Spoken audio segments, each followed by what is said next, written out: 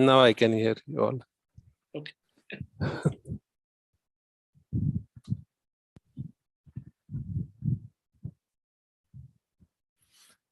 Unfortunately, I'm not used to Zoom much these days. We use Teams at office. Same.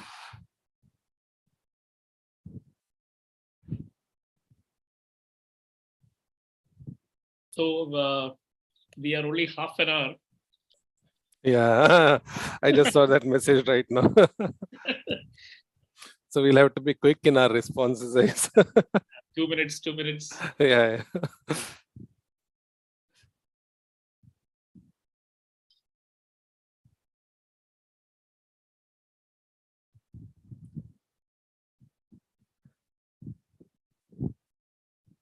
Before Nissan, where were you, sir?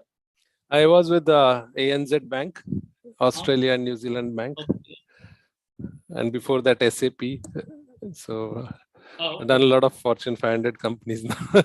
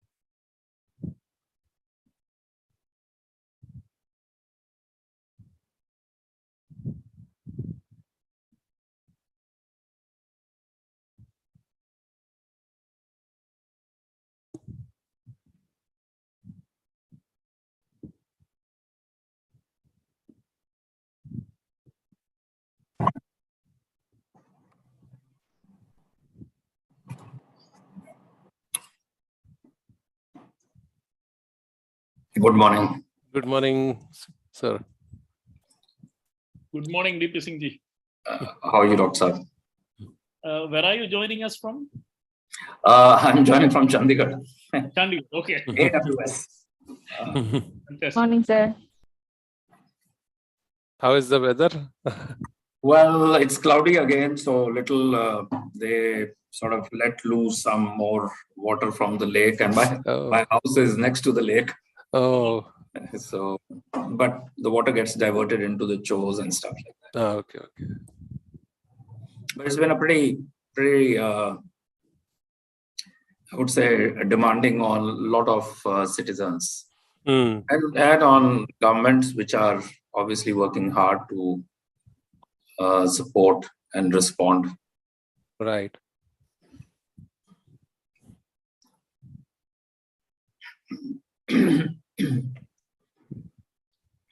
So we are only half an hour long, which means our responses have to be half of what you thought about. Yeah, sure. No, I think the questions were pretty good. And I think your first question actually sets the ball rolling. Yeah. It's a very well crafted in terms of a questionnaire. So we'll try to be short and but we start on time, right? So what it's yes, we have the whole Chandrayaan clock running again. Countdown clock. Yeah, it was a proud moment. So oh yes. So we'll start in 1 minute and 45 seconds. Yes. That's the time when I switched on the TV. I was at TKM College yesterday, TKM College of Engineering. That's where Somnath sir got his BTech degree. So they had an extremely bright woman in the boardroom.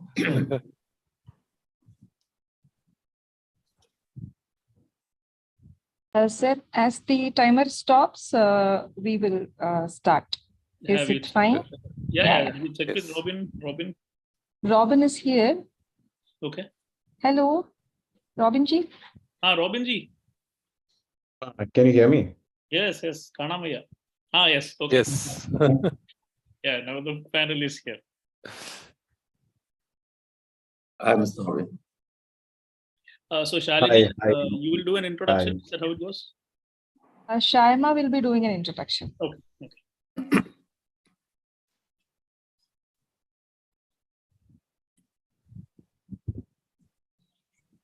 Robin and I have done this quite a few times, so we are- Yeah. So Hi, you are Parvati. the pros on the team. Huh? on the Zoom. Yeah.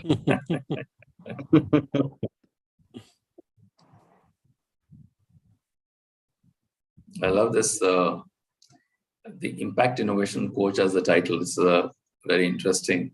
So maybe someday I want to reach out to you, Robin, and have a one-on-one chat. Sure, DP, anytime. Thank you. Cool. So let's start the event. Yep. Okay. Good morning, everyone. Today, we are gathered here to attend a series of events organized by Kerala Knowledge Economy Mission in association with National Skill Development Corporation and Kerala Startup Mission as part of World Youth Skill Day 2023. We have an exciting lineup of activities, including panel discussion, webinars, fireside chat, online quizzes, and many more. To kick off the event, I would like to welcome Ms. Shyama Subair, Program Manager, Kerala Knowledge Economy Mission, to deliver the welcome address. Over to you, Shyama. A very warm welcome to each and every one of you gathered here today to celebrate World Youth Skills Day, organized by Kerala Knowledge Economy Mission, National Skill Development Corporation, NSDC, and Kerala Startup Mission, KSUM. So KKM and NSDC and KSUM have come together to give you an overview on how a candidate could learn a skill, be an apprentice, get placed, or to fly high, choosing an entrepreneurial journey.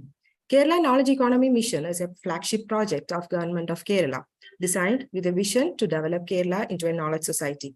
As you all are aware about our technology platform, Digital Workforce Management System, DWMS, which is one of the largest public talent pool, which connects the job seekers with the employers. So it has been created with several features like job seeker registration, AI-based robotic interview, personality development training, work readiness program, career counseling, English score test, and several skill programs which will enhance your employability.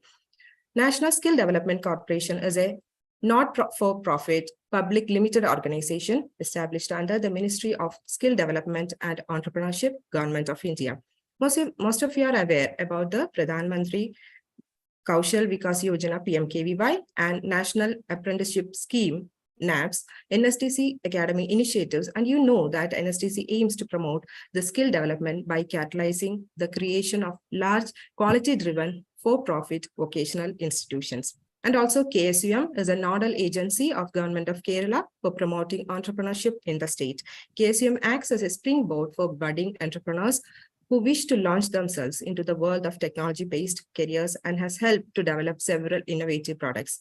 So it is very absolute pleasure to see all the bright and ambitious faces in this room filled with energy and potential. So today we come together to recognize the incredible importance of World Youth Skills Day and the skill development, the importance of skill development. As we all know that in the fast-paced and ever-changing world, your ability to adapt, learn, and acquire new skills is very essential than before. So in order to address that, we are planning to equip yourself with the necessary tools to navigate through each of the skills very successfully. So it is through the skill development that you can chart your course, pursue a dream, and create a future filled with endless possibilities. So today we have several events coming up. First will be a panel discussion on digital skills for the future, empowering youth. Then next will be a webinar on creating a maker community, skills to startup, and a webinar on jobs for the future, a fireside chat on apprenticeship opportunities, what industry and students should know. These are the sessions we are planning to conduct today. So for the panel discussion, we have Mr. Shyam Unnithan, General Manager of Enterprise Data Innovation and Digital Acceleration at Nissan Digital India, Mr. D.P. Singh, Employability Consultant at Amazon Web Services India, Mr. Robin Tommy, Social Impact Innovation Coach, Tata Consultancy Solutions. And guiding the session, we have our moderator, Dr. Arun Surendran, the Strategic Director and Principal, Trinity College of Engineering, Trivandrum. Welcome you all to the event. Thank you. Thank you. Also, I would like to welcome the speakers of our upcoming sessions, Mr. Abhilash VT from Kerala Startup Mission, Mr. Hari TN, Artha School of Entrepreneurship, and the fireside chat, we have Ms. Surya Kumari N from Regional Directorate of Skill and Entrepreneurship. Welcome you all for the event. I also extend my heartfelt welcome to all the officials from Kerala Knowledge Economy Mission, National Skill Development Corporation, Kerala Startup Mission, and also our industry partners, skill partners, and startup community for this event. And last but not certainly the least, the enthusiastic participants who gathered here to unlock your potential through the exciting lineup of events. Once again, I welcome you all to the event, and may this session serve as a catalyst for your potential growth, success, and realization of your dreams. Thank you. Thank you so much, Shyama and Parvati, Shalini, and rest of the team at Kerala Knowledge Economy Mission for bringing together three wonderful personalities to kick off this day. As we know, from 2014, United Nations has been celebrating World Youth Skills Day. And I think this year the theme is about training itself. So we have three veterans of the industry, three people with international experience, national level experience, and in the case of Robin, I know for sure grassroots level experience as well when it comes to skilling and training and so on. So without further ado, and since we are really on a tight schedule, we will go around the table, so to speak, the virtual digital table that we have here, and get from you interesting ideas. I already have my notebook open. I'll be taking notes all along because it's so great to be together with all of you this morning. So I'll start with you, Shyam sir, and it will be the same question to the other two as well. So we keep using this word empowerment, empowering, and so on. So what does it really mean when we say that we have to empower our youth, according to you? Yeah, so in terms of empowerment for the youth in the digital world, it's what is essential for them to actually come into the industry, create a difference. It could be entrepreneurship, it could be a job or a profession which they want to choose. And what is essential for us to be made available to them so that they can take it and build their aspirations or ambitions, right? And if we look at the current world, knowledge and information is the key which is required to be very relevant in today's world as well as what comes in future. And access to information and knowledge could be one of the key empowering components which are essential to be made available to the youth so that they could make important and valid decisions at the right moment. So that's one of it. The other could be the access to skill upgrading platforms, right? Where you can actually put yourself, invest your time and learn newer technologies or newer areas of learning which you want to achieve. Especially because access to such kind of information was constrained to books previously. So if somebody had to gain knowledge over a certain area, we'd have to go through multiple books, read through multiple authors. Connecting with the authors would have been difficult, but to a certain extent that has been addressed these days. So these two things I think are a key for empowering the individuals, which is knowledge and information and access to the right platforms for building this knowledge and information and access to those creators who have actually helped build the past and going through it. And I'll have the others continue on this. Thanks. DP sir, what's your take on this? Good morning, and thanks for this opportunity to be here today in the first session. So empowerment is a very powerful word, and I think it's very ideally as a first question, ideally put as first question. This is all about creating opportunities to learn, and practice and increase your skills, right? and skills that are not declining skills, but skills that are the future and in-demand skills. I think, and skills being one part of this whole piece. I think the other dimension when we talk about empowerment of youth, it is also about being able to give them those values and ethics, education, so that they do not slip up as they move up in their career and life. And I think that's another very important piece that we need to make note. And empowerment is about equal opportunity. So, wherever you are, the education is available to you as and when you require, right? And empowerment is about able to choose those subjects, those areas where I have interest, right? I, as a youth, have interest, not because it is structured, it is in the course curriculum of a degree and I have to do it, right? So I think the ability to choose, or the choice, gives the empowerment which is there. But it also means that you have options to choose careers, right?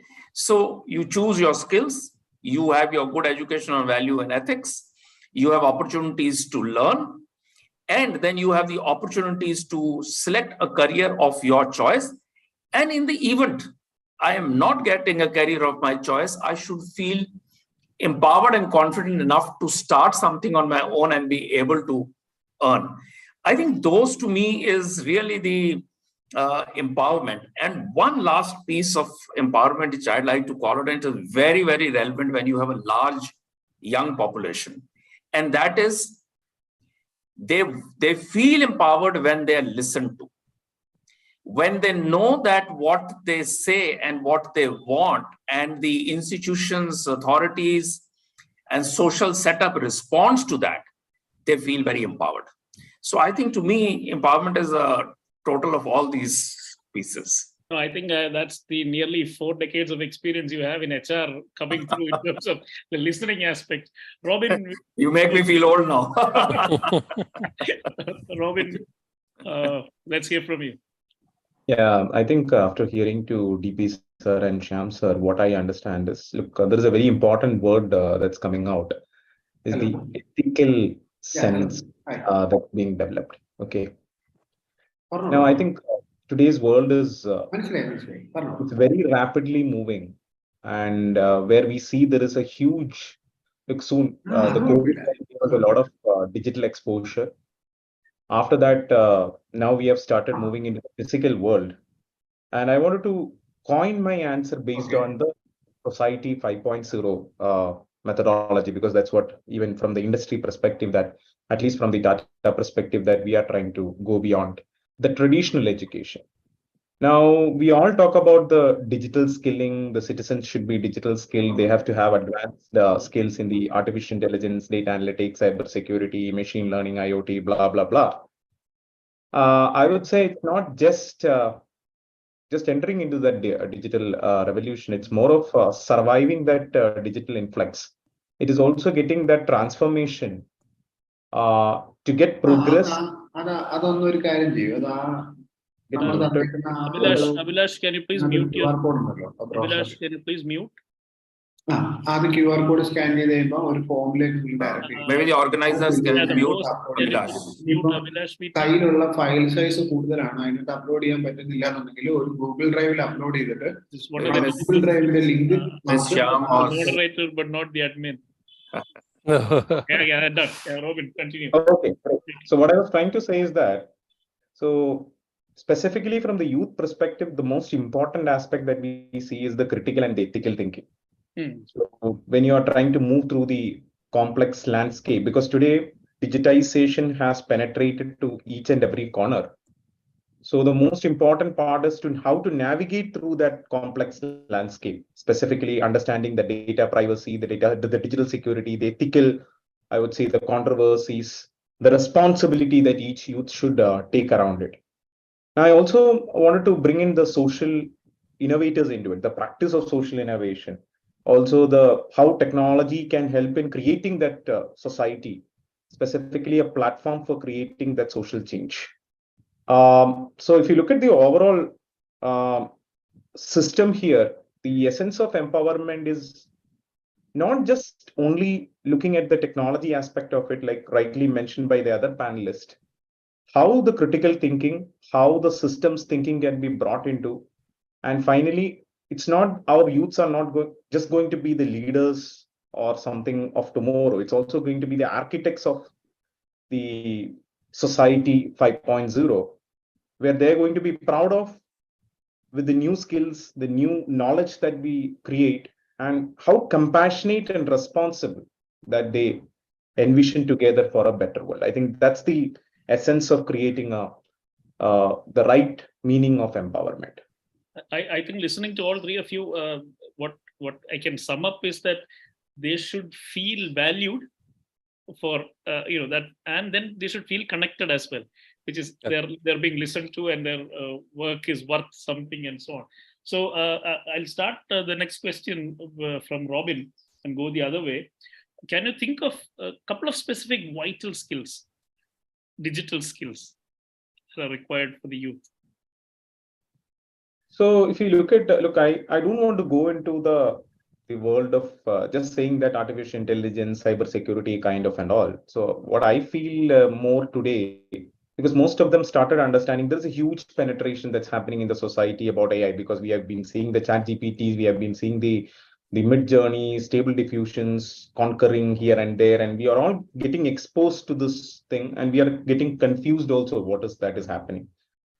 But what I feel, which is very crucial for building the right society, or for thriving the right society, is one is the systems thinking, specifically the integration of the cyber and the physical space, because there has been 3 years of a huge cyber space that has happened for us during the COVID time.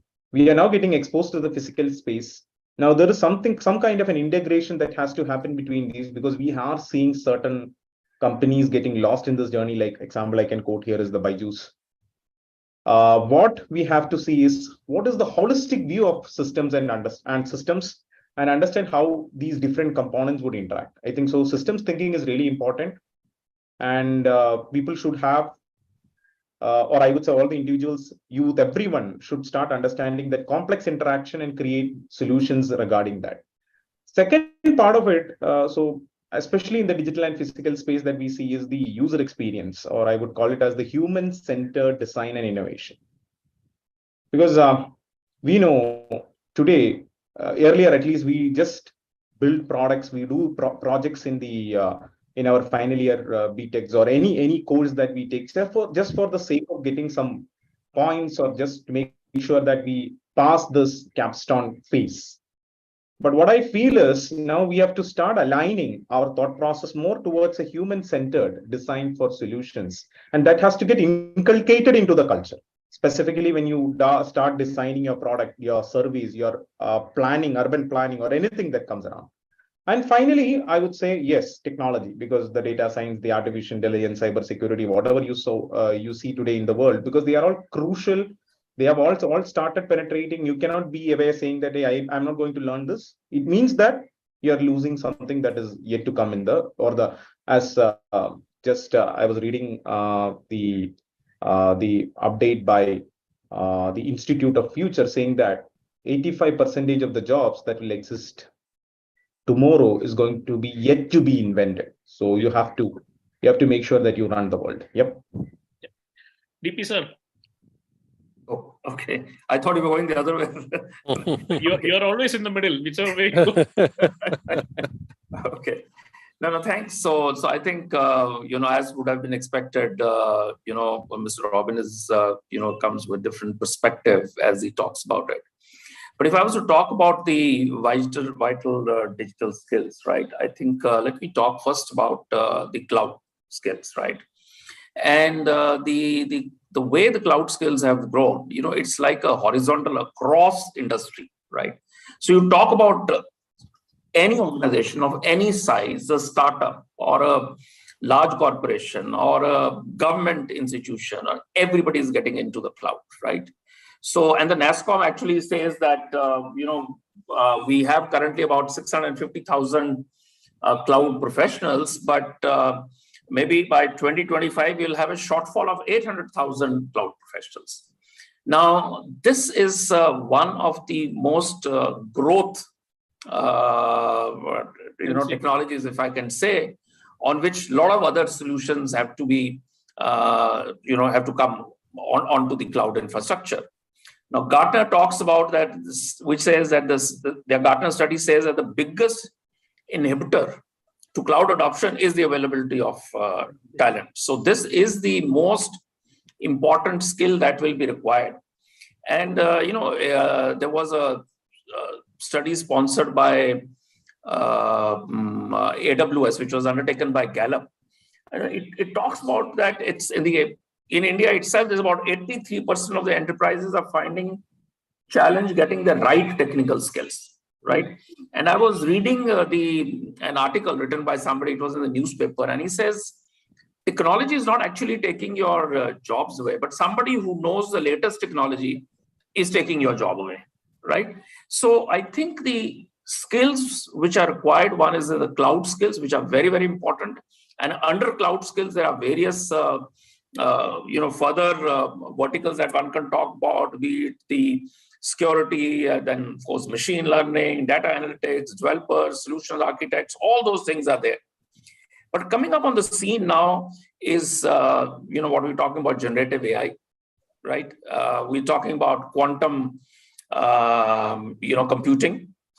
We're talking about AR, VR, which is catching up in a very big way. Quantum computing is going to be really crucial for research and stuff like that. Drones, I mean, we're talking about drones, 3D, robotics, right? I think these are the skills that are skills of the future. And these are the skills which will drive our economies, right? And so in the same study, when we were looking at the India study, it showed that 21% of the companies using cloud doubled up their annual revenue compared to 9% of the others as the industry grew. So you look at the capacity, the impact that these technologies will have on the GDP of the country, right? And as we call it, this is called the technology GDP, right? Or the emerging technology GDPs, which is there. So I think these are the future technologies, and they are going to stay there for, few years to come or for many years to come. And I think that's the area where focus has to be across the education sector. Thank you.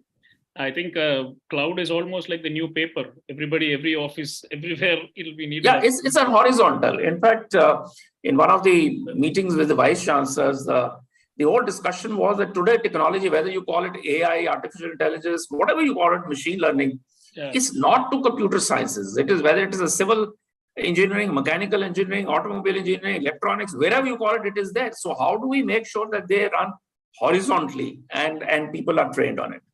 Shyam sir, you have had experience in Fortune 500 companies across the sectors, and now you are in enterprise data management as well with an automotive giant. Yes. So what are the vital skills that you perceive? I think Robin sir and DP sir have covered almost the major ones, especially the human-centered interface design part, which Robin sir mentioned, and the user experience part.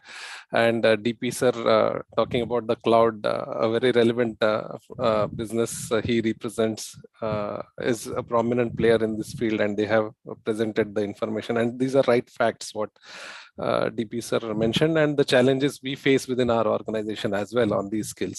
I would like to add a couple more, like as Robin sir mentioned about HCID, the user experience development part. So this is one vital skill, visual designing, where a lot of focus has not been going recently within our ecosystem, and suddenly has gained momentum, right? As DP sir mentioned, where he gave an example of Byju's, where that bridge between physical and digital, we call it phygital, has reduced, and how we should approach it. This area is very relevant. And of course, AWS is a prominent area of cloud development, and we have seen that this is a skill which we constantly have demand in all the previous organization as well as my current organization, and this is going to grow. He was very right in saying that it's going to grow because we see it live, that demand is constantly increasing. And adding to it, I think both of them also mentioned about data sciences, artificial intelligence, analytics, and recently I'd like to add one more. It's called prompt engineering, which falls in the generative AI space. So prompt engineering is also an area. So if you look at it, there are a lot of skills to be acquired, and these keep changing terms. And the basic skill, which is not a digital skill, which I would like to bring to the youth to be cognizant of and to acquire, is adaptability, because things keep changing every day. We are in a volatile world. What is relevant today may become irrelevant tomorrow, but as long as you can adapt to it, accept it, and change and learn it fast, you will be very relevant. Any period or any area. Last 23 years I've been seeing this. So no, I think lifelong learning becomes something like that. And then our relationship with tools as they evolve, yes, the capacity to adapt, because they keep making life easier for us. But I think generally we have an attitude that we look at all of them as a threat first, especially in Kerala. The society reacts entirely as if these are a job killer phenomena, so we shouldn't look at it. But then they end up being the biggest generators of job. yes. Now, I would like to have a very, very quick take from each of you about these things. Whenever we talk about skilling and creating a skilling environment and so on, the responsibility usually is put on the government and the higher education system or the education system to come up with programs. Otherwise, we say, oh, it's up to the industry. The industry is where the employees are needed, so let them do it. They can do it. And the third component, obviously, is that we can put all the blame or all the responsibility on the youth. That, okay, they need to come forward and then make sure that they get skilled and so on. So how do you see it? I'll start with the DP sir in this one. I mean, where do the responsibilities lie? How can we share the responsibilities? Yeah, I think it is, everybody's responsibility, if I could say that. I think the governments have to create an enabling environment, policies which, support such initiative, and at least the National Education Policy 2020 is very enabling if we are able to really deploy it in the letter and spirit, right? So I think that's the role as far as the government is concerned. I think as far as the industry is concerned, it must come forward because it is in the midst of the stuff, and when the changes are taking place. Let's talk about generative AI, right? As an example. I mean, I heard the news the other day. TCS is going to train some 25,000 people on AI, right? So industry has to come forward and make available those training and learnings and materials, which is based on which the students can take on. And the institutions have a very big responsibility to be open to receive this. Right. I think somewhere the problem is that the institutions, no doubt, all leading institutions are very, very proactive. The problem is that the institutions themselves are not adopting technology that they need to adopt in running their own organization. Right. See, if the students and the faculty are not experiencing technology on a day-to-day basis, how will they be able to teach even if something is made available to them by an industry? So I think the institutions also have a big role to play this by taking technology itself, using technology within their own system, within their faculty, and then the skills will develop. You don't have to do anything more about it. Yeah. The last one is as far as the youth is concerned, right? Now, let's understand that who puts boundaries in the minds of thinking of children when they're growing up? It is the elders and the elders and the systems and the structures which are there.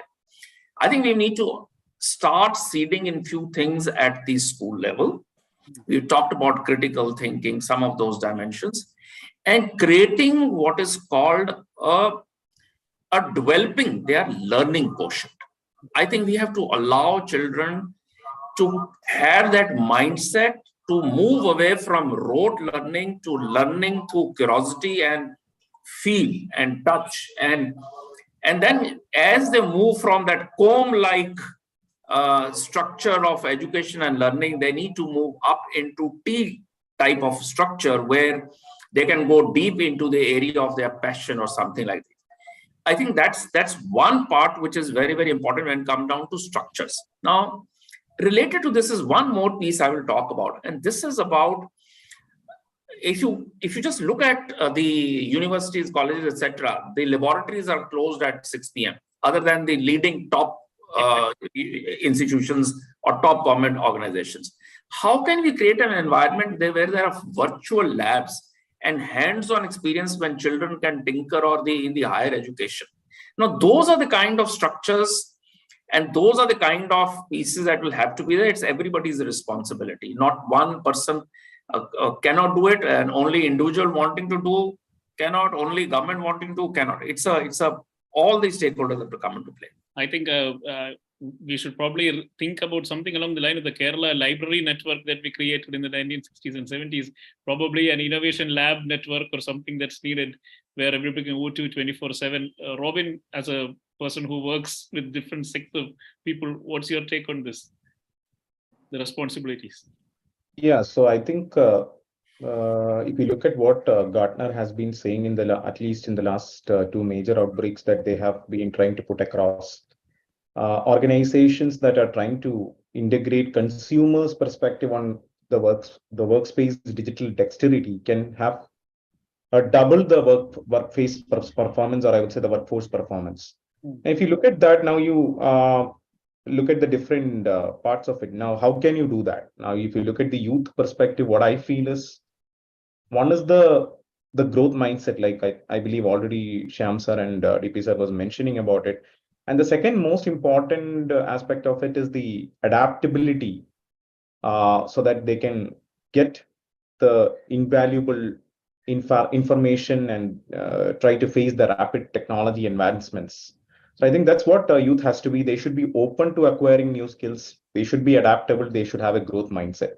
Now, coming into the government aspect of it, what I would say is the government plays the most crucial role in providing access to this quality education and skill development opportunities. And in Kerala, it has been the best methodology that we have been doing. So what we can do much more is to look at countries like the Finland, the Singapores, where they have been trying to integrate computational thinking kind of initiatives in the primary education, so that the people are more understanding their environment, the society, the social cause and stuff while the learning happens. And finally, coming into the industry perspective, I think industries can do much more than what today, specifically contributing to the skilling, because all these people are coming back to the industries. So they can, I think already internships are there, apprenticeships are there, but more than that, I think mentoring is something that we are missing on the overall phase, specifically working with, like DP sir was specifically mentioning, that educational institutions, especially when you look at the curriculum, that has to be also needed to be aligned, and there should be frequent alignment. It's not like it happens only in 5 or 6 years. Okay, there should be some kind of a frequent alignment. There should be something called continuous learning that comes in, upskilling opportunities that is given.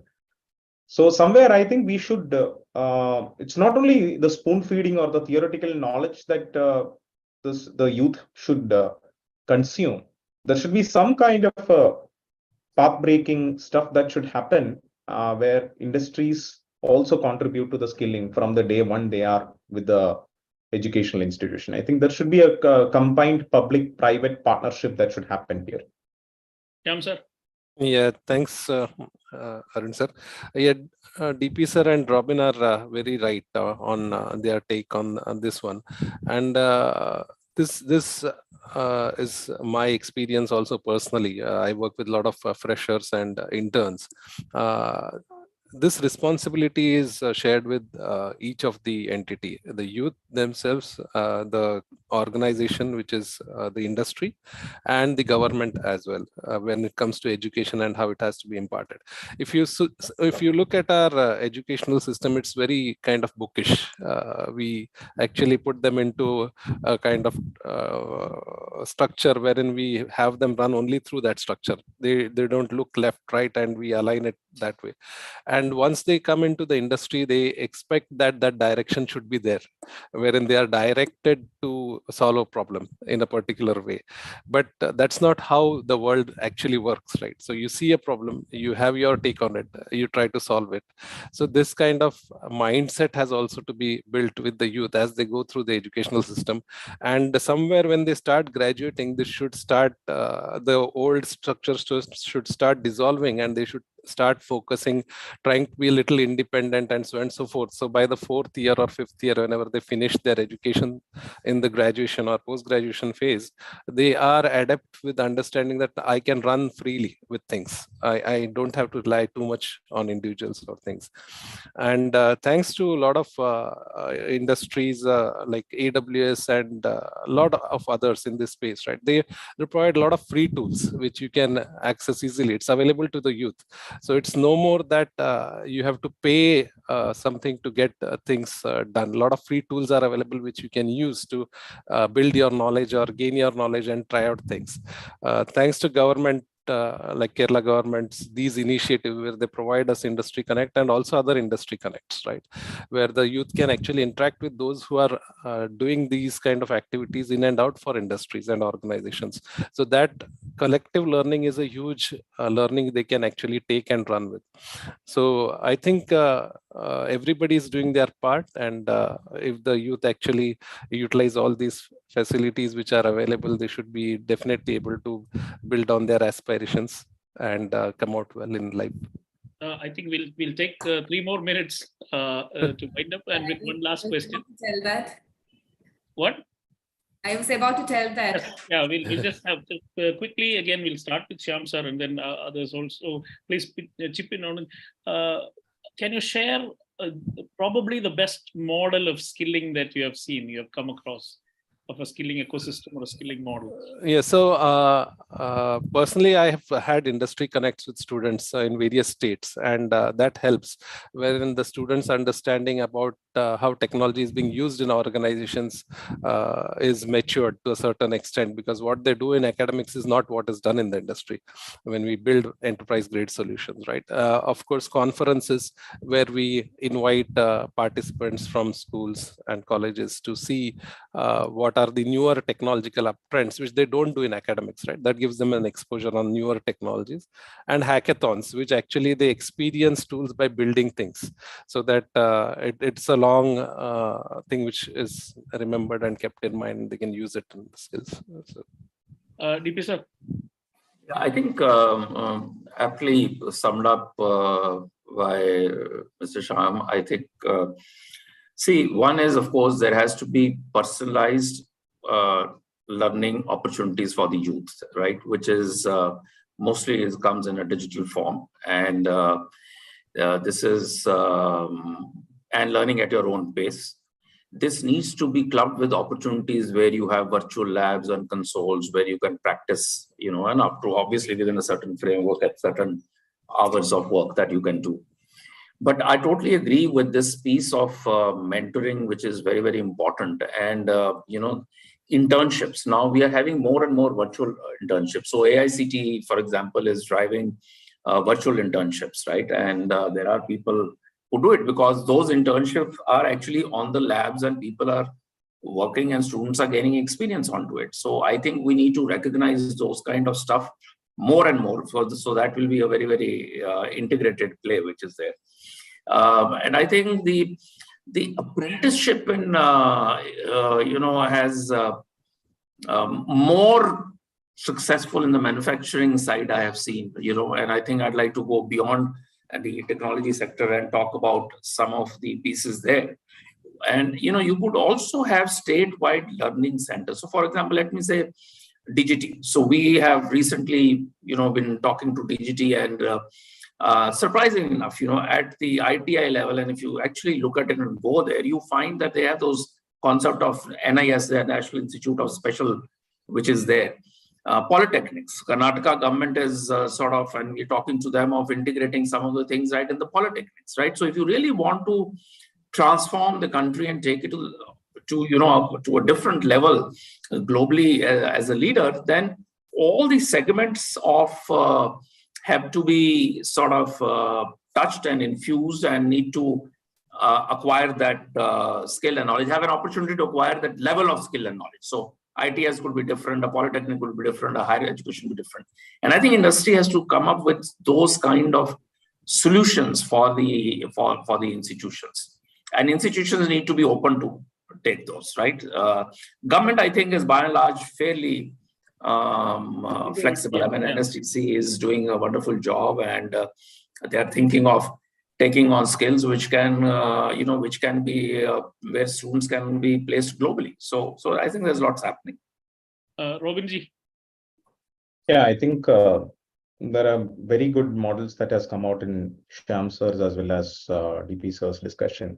So a few which I would add is, one is the Levy grant system, specifically followed in countries like Singapore, where they have been trying to evolve from the continuous learning and development cycles, which they are trying to invest in the learning, especially the new skills and technologies kind of. And I think the other one is the dual vocational training model that specifically Germany is applying. That is a mix of classroom plus on-the-job experience training, where hackathons, ideathons are conducted. So I also feel very proud, like institutions like NSDCs, ITIs, specifically the Tata Strive, where we are trying to blend the technical skills with life skills. But the focus here is on the banking and the retail, construction and hospitality segments.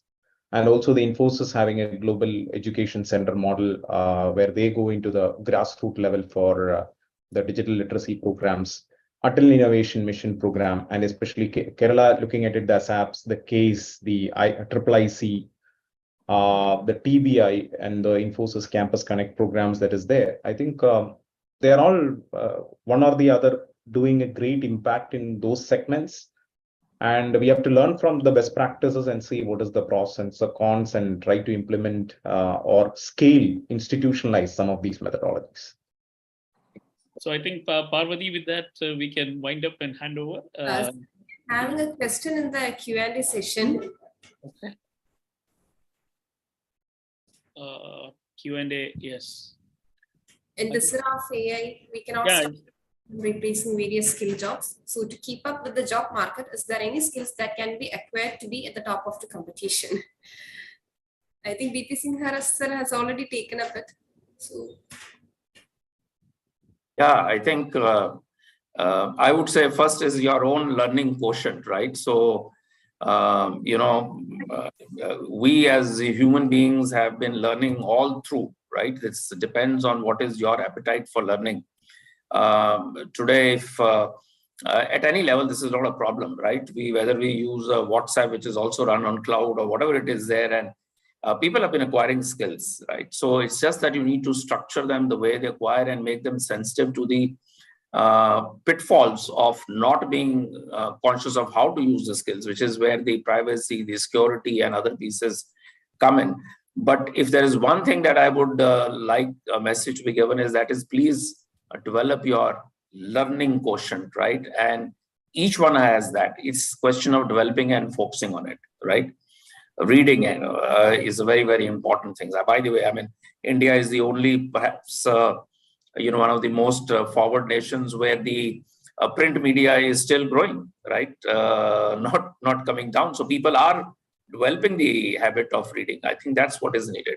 Continue to learn and continue to don't be hesitant to look at a new skill. You can do it. Anyone can do it, right? So thank you so much, all the panelists. We'll wind up our first session.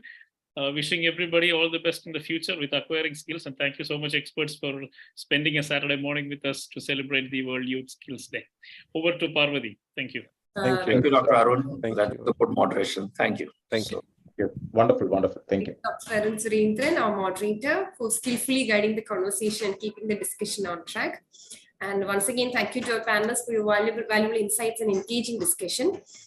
So I just want to have an announcement. We are having an engaging quiz competition in line with the events.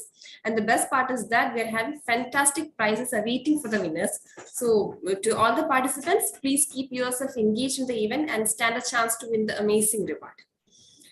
So it's time to move to our next session, that is creating a maker community, skills to startup. And as a speaker, we are delighted to have with us Mr. Abhilash VT, the Technical Officer, Business Development, Super Fab Lab, Kerala Startup Mission. Welcome, Mr. Abhilash. Thank you, Parvati, and thank you, respected panelists and all the participants of the webinar. So first of all, I wish this Youth Skills Day will act as a motivating factor for all the youth out there to acquire new skills and to keep themselves updated. So without further ado, let me brief you about what Fab Lab is about and how Fab Lab is helping in making, in cultivating a maker community in Kerala. Excuse me, Abhilash, have your voice on a higher note? Yeah, sure. Am I audible right now? Yeah, it's okay. Yeah, okay. So to talk about Fab Lab began its journey in 2016. It began as 2 mini Fab Labs, one in Trivandrum and one in Cochin.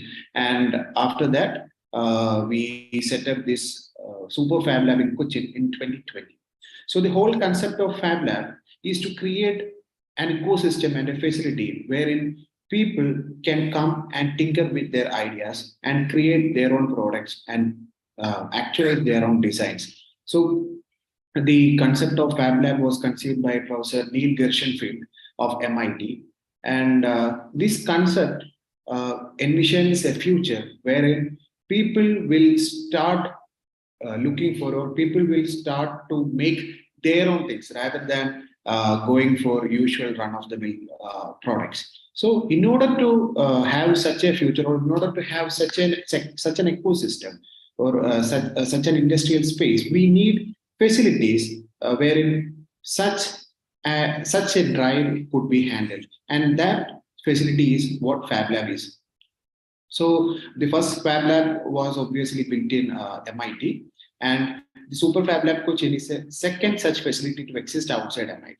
So at Fab Lab, what we have 2 orientations in Fab Lab. One is to act as a purely to act as a prototyping facility for the startups registered with Kerala Startup Mission. And not just for startups who are registered with Kerala Startup Mission, but for the whole startup ecosystem in our state, be it startups, be it ideate, be it innovators, be it students, for everyone who want to actualize a design of this, or who want to, actualize a concept into an actual product. Fab Lab is open to all of them. So in that aspect, Fab Lab acts as a purely a prototyping facility. Then as an evangelizer of maker culture, Fab Lab has this mandate or has this objective of spreading the whole concept of Fab Lab, or the whole concept of make your own things in the community. So in order to facilitate that, we have various initiatives, and the major among that is our Fab Academy program.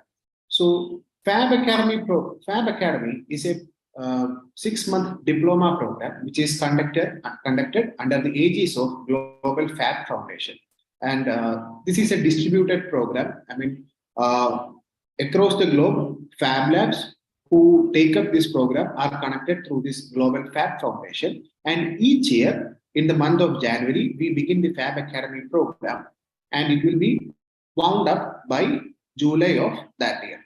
So most of us will have this thought in our mind that, okay, for any academic program which we enroll in our life, we would have been asked certain prerequisites, like we should have qualified certain examinations, or we should have certain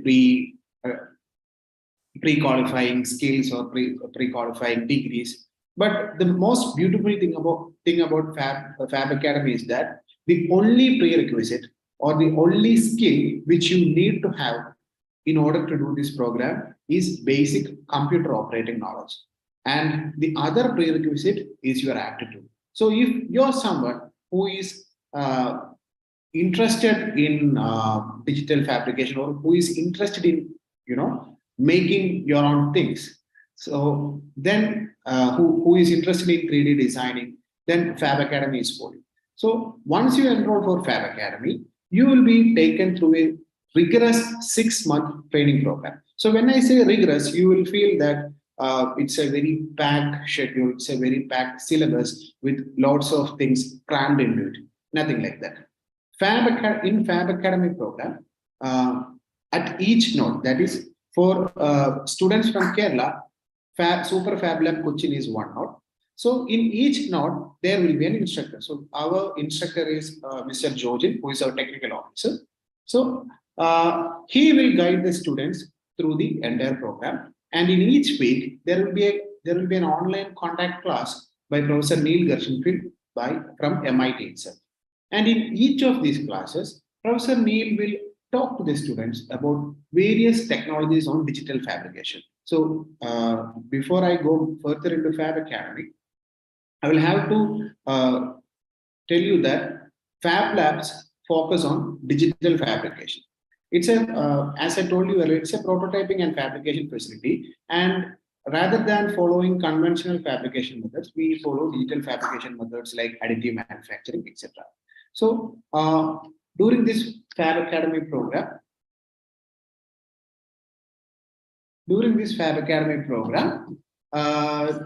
in each week, Professor Neil will talk to the students about various technologies on digital fabrication. And after these classes, till the next class, the students have their time to work or to apply these technology concepts on a small project. So this activity will continue for 3 months. And after that, the students will have the freedom to choose a project of their own.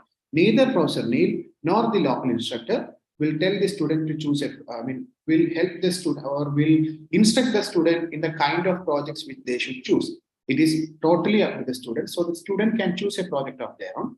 And once the project is chosen, the student will have to apply these lessons, which he or she or which they have acquired throughout these 3 months. And all these integrations and all these developments which they make on this particular project will have to be properly documented. And once that is done, the documentation plus the project will be evaluated by a team of Global Fab Foundation. And once the team clears this their project, the student is deemed to have passed Fab Academy. So through this rigorous process, the student or the learner is not just taught the basic skills on digital fabrication.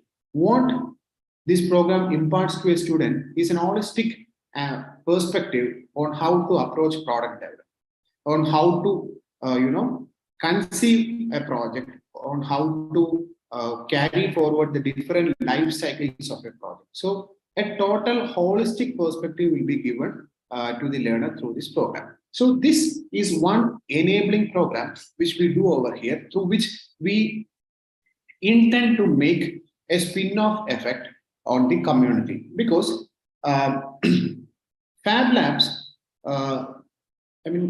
one important as I told you in the initial part of my session, that one important mandate of Fab Labs is to evangelize the maker culture. So in order for us to evangelize maker culture, we need people who are trained in these technology areas. So through Fab Academy, we try to create a pool of people who are skilled and who have this holistic, rounded perspective about product development and maker culture. And through that, we try to cultivate different maker communities in Kerala. So right now we are associated with several maker communities like MakerGram, Thinkerspace, etc. And we have some software maker communities as well. And even people from KDISC might be knowing about MuLearn, who began as a maker community in Kerala, and now they have prospered like anything. So through our Fab Academy program and through our other workshops and through hackathons and through several other initiatives, we try to create a pool of people who can run these maker communities. So what's with maker community? Why should we why should we cultivate a maker community in Kerala? That's one important question which we should ask ourselves, for which, because only if we ask ourselves that question, will we be able to, understand, or will we be able to realize the potential of maker community? Because Abhilash, hi. Yes. Yeah. I'm sorry to interrupt. Can I ask a doubt? Yeah, sure. Since we have stakeholders or students who are from different streams, engineering and non-engineering backgrounds, one question I would like to ask is that, can anybody be part of the maker community? Well, anybody can be part of the maker community. The only thing is they should have the aptitude for that. I mean, for someone to be part of maker community, they will have to have an interest or an aptitude in product development and in various aspects of product development. Maybe some people might be interested in purely designing, so they can be part of maker community. But in order to grow themselves into proper makers or into startup founders, they will have to have an idea about the various aspects which are involved in product development, or in fabrication, in prototyping, etc. So obviously it's open to everyone. It's not necessary that you have to be from an engineering background to be in the maker community. We have had very creative and talented people from a fine arts background who are actually flourishing in the maker community. So yeah. Sure. ഈ academy, fab അക്കാഡമിയുടെ ഒരു course അല്ലേ? അപ്പൊ ഈ കോഴ്സിന്റെ ഭാഗമാകണമെങ്കിൽ is it mandatory ഒരു non engineering background എന്നുള്ള കുട്ടിക്ക് ഈ അക്കാഡമിയുടെ ഭാഗമാകാൻ പറ്റുമോ? അപ്പൊ കോഴ്സും വി ക്യാൻ ടേക്ക് അല്ലേ? Obviously, I mean, our youngest graduate was just 13 years old. So you need not be an engineering graduate to be a part of Fab Academy program. That's why I told in the initial stages itself that there is no such prerequisites in order to take part in Fab Academy program. The only thing is you have to have an operational understanding of computers, because everything is done on computers, including the designing and everything. And other than that, you will have to have an aptitude for this, because this is a very rigorous program. This is not a 9 to 5 program. This is for 6 months you virtually live in the lab itself. You only go to your rooms to sleep. So that kind of a rigorous nature is ingrained in this program. So for people to enjoy that, they will have to have an attitude towards it. Other than that, there is no such hard and tight prerequisites. Thank you. Excuse me, in between, just to add to all the participants, if you're having any queries, please feel free to post in the Q&A session. We'll be addressing it at the end. Okay. So we were talking about cultivating maker community. So once this maker, we have enough people who are actively participating in these different maker communities, we have the potential, or we have the possibility of spinning off startups from among themselves. So we have had certain such startups in Kerala itself, and in order to further bolster this movement, we have floated, we haven't actually floated it, we have just finalized the proposal and it is put up for approval. We have floated this idea of a subscription model for Fab Lab. So people who are interested in utilizing the services of Fab Lab, or people who are interested in this maker culture or digital fabrication technologies, can subscribe for the subscription plan. It is available in a flexible manner. You can subscribe for 1 month, 2 months, depending upon your needs. And once you subscribe for it, you will get access to Fab Lab. You will get to work with the people of Fab Lab. I mean, not work with, we will get to converse with the technical officers of Fab Lab who have more experience in these technologies. So through this, we are trying to create a more open environment in this facility, so that more and more people can access Fab Lab, and through that we will get more and more people who are well trained and well equipped to not just run this facility in the future, but who can, spin off startups from this facility itself. So we have floated such a program also. So I have very limited time over here. So I guess I will just sum up everything which I said through these 15 minutes. So basically, Fab Lab is trying to cultivate an innovative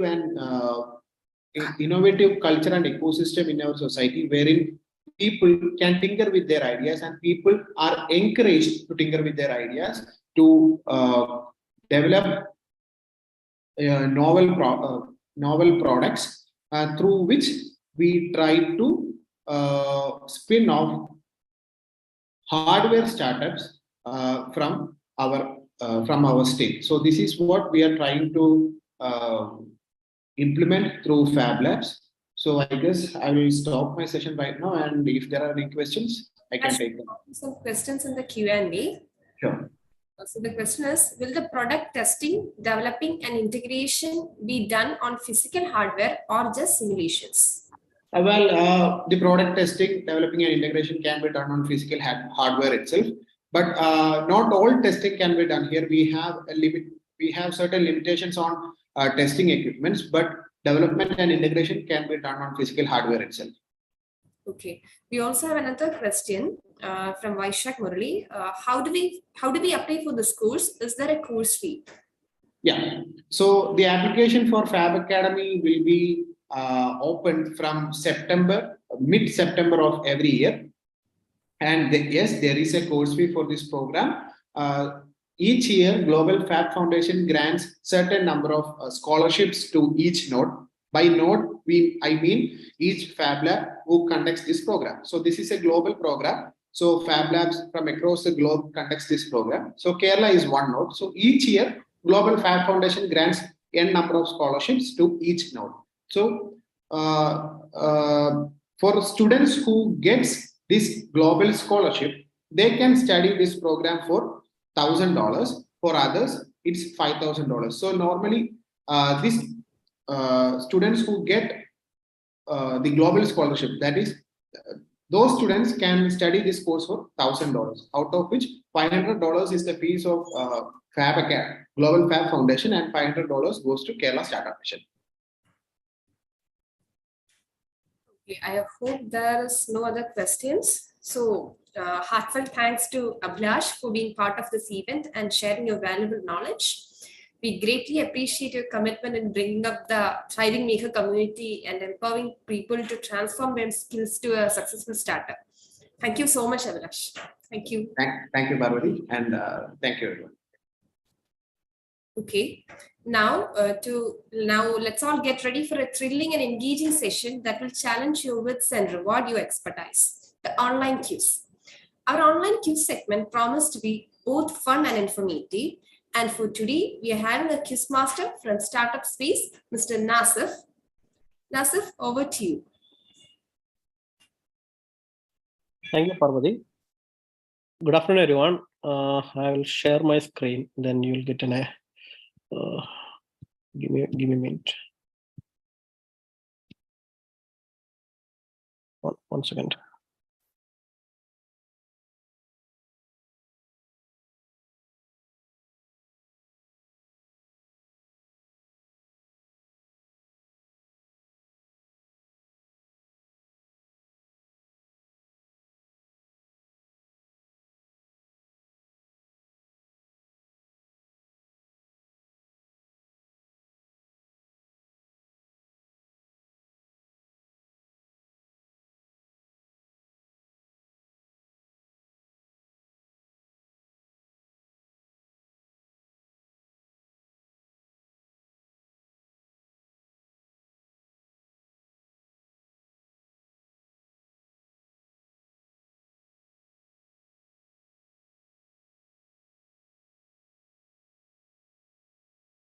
Parvati, there's a technical glitch happened.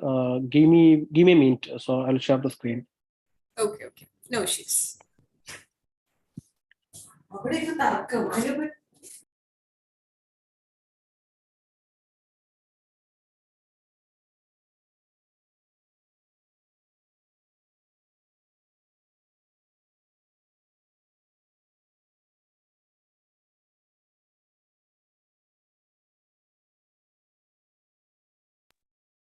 Meantime, we can take questions from the participants, if any.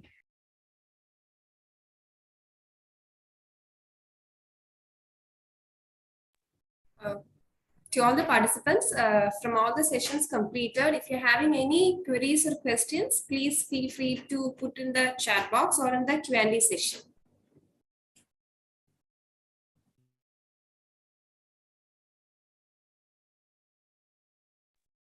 There is one message saying that it is not audible, but I think it's audible for everybody else. Sir, please check your headset.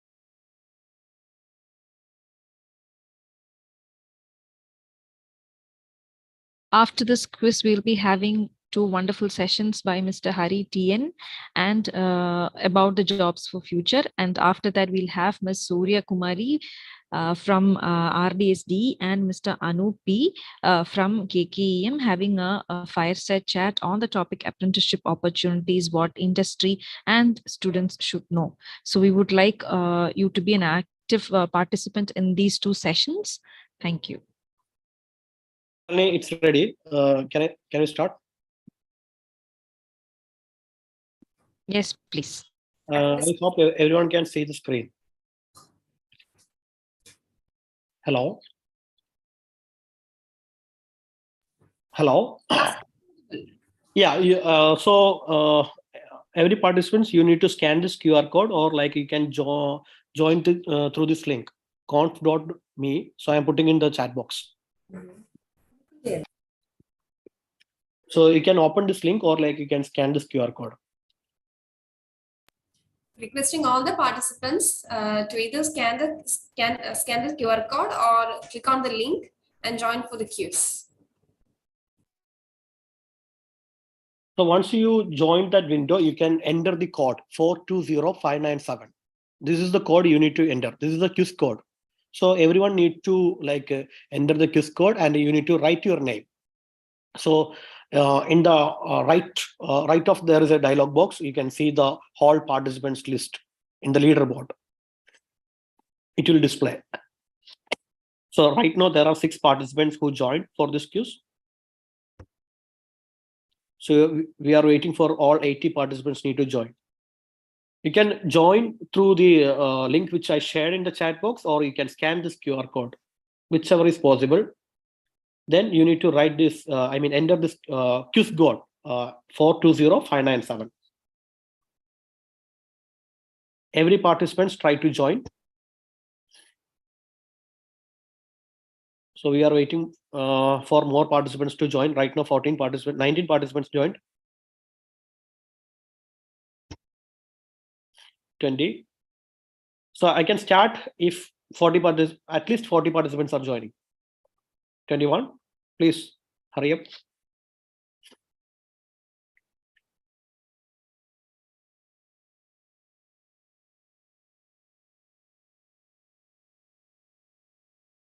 Of course, there is a prize for quiz winner as well. Someone asked the question.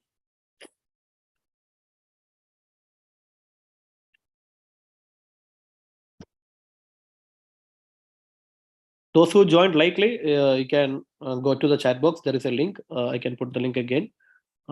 Just open that link. Then you can put the quiz code.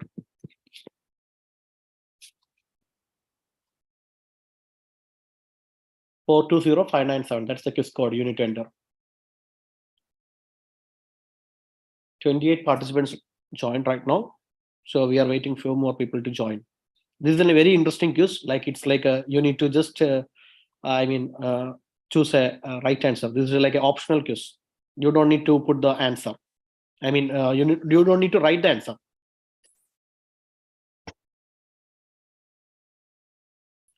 I think 32 participants joined right now. So we are going to start the quiz. Can we start? 35. Yeah. Yeah, 35 participants joined right now. 36. Okay, I'm going to start the quiz. Basically, there will be 4 options for every questions. You need to, answer the question very fastly, very quickly. So there will be leaderboard for each question at the end of the quiz. Those who joined fastly, it will display in the leaderboard. If you have, If are you saying that if there'll never be 2 winners because it will be based upon their time and seconds, is it? Yeah, exactly. So 2 things. The answer, you need to correct the right answer. That's the first thing. Second thing is like you need to put the answers very fast. You need to submit the right answer as well as the submit very fast.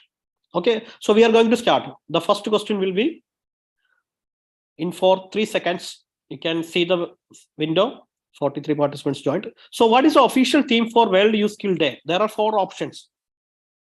You need to log the answer very fast. Bridge the skill gap for youth, empowering youth through skill, innovating for youth employment, unlocking youth potential. Only 1 second left. Yeah. So each question, there are 50 seconds. You need to apply very fast. So most of them, the right answer is like the green one, unlocking youth potential through skills. 3 participants entered the right answer. You can see in the box so right now you can the same time you can see the leaderboard. Vidya entered the very fast the right answer. So this is the first question. I am moving to the second question. There will be 25 questions we planned for this quiz. Next question in under 5 seconds. So 48 participants joined. When is the World Youth Skill Day celebrated every day? You need to carefully choose one option. You have only one option. 3 seconds left. Very fast. You need to submit the right answer very fast. July 15, that's the right answer. Today we are celebrating the World Youth Skill Day. 36 participants entered the right answer. Congrats. Right now, Vishnu, this will change automatically leaderboard. After end of the quiz, will decide who entered very fastly. So we are moving to the next question.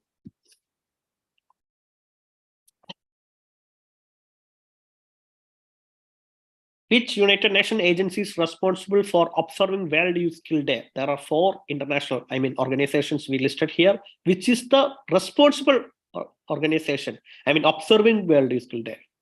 You have only one option. 13 participants entered the right answer. Not 13, 15 participants entered the right answer. UNESCO. So we are moving to the next question.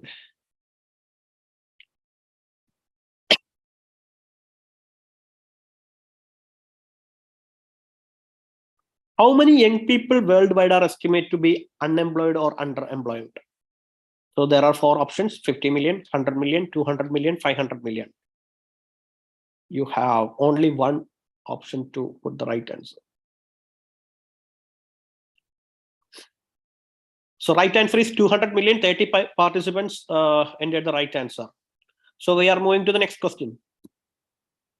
Right now, 51 participants are participating for this quiz. Very interesting. Which continent has the highest youth unemployment rate? There are 4 options: Europe, Africa, Asia, North America.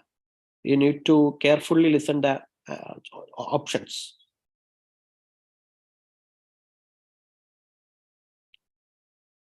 Africa, 19 participants entered the right answer. Great. So I'm going to move to the next question.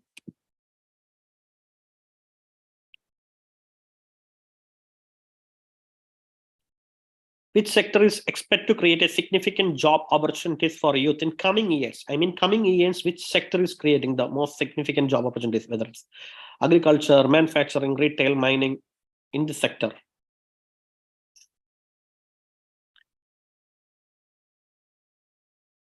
Option 11, I think manufacturing. So we are putting the next question.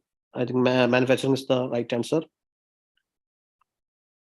I think that option which organization play a significant role in advocating for skills development on World Youth Skill Day? So there are different organizations plays a significant role in advocating for skills development. So which is the organization who play? World Bank, United Nations, option 20, option 11. I mean, second option. 19 participants entered the right answer.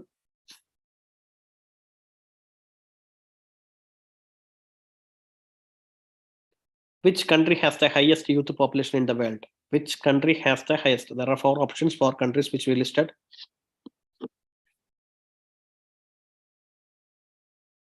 You can enter the right answer.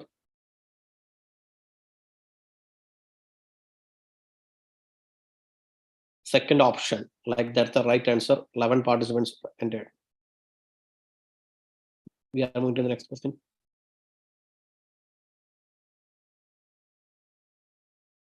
Which UN Sustainable Development Goal is related to skill development for youth? No, poverty, no. Work and economic growth, SDG 13 climate action, which is the right answer. SDG 8 decent work and economic growth, that's the right answer. 26 participants. So we are moving to the next question.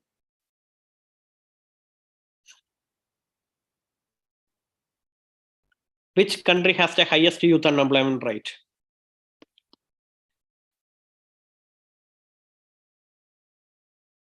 Spain, South Africa, Greece, Brazil. Which is the highest youth unemployment rate?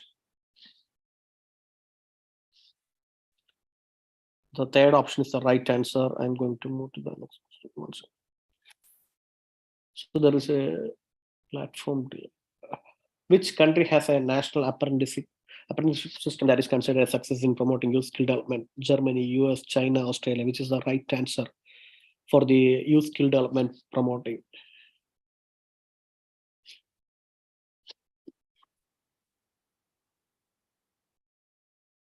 Option third is the right answer.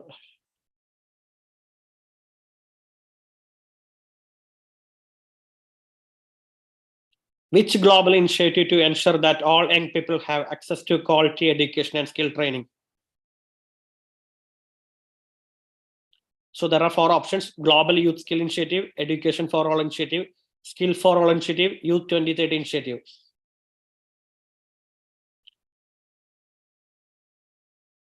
Option 1 is the right answer, like no one and dead. Sorry, option 3.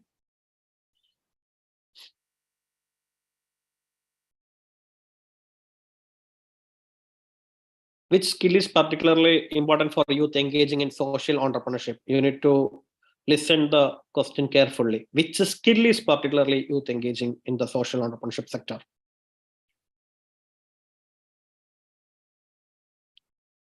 Networking, that's the right answer. We are moving to the next question.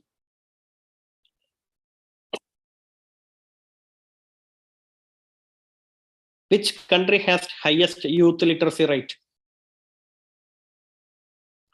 Finland, Iran, Rwanda, Mexico. Which country has the highest youth literacy rate? In which continent you can say?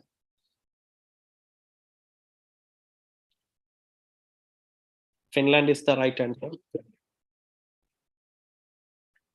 So I'm going to move to the next question. Right now, Arunesh Sharma is on the top of the leaderboard.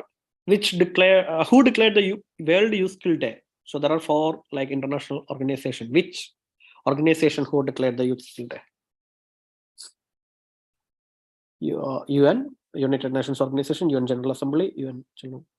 Option 1 is the right answer. 47 participants. And, so we are moving to the next question.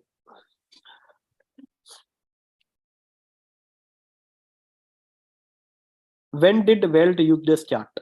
So which year or like which day or month the World Youth Day start?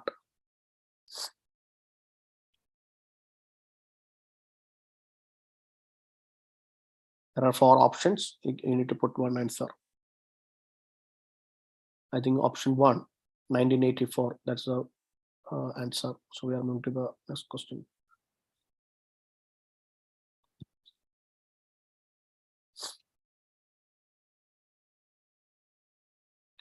Who started Skill India campaign?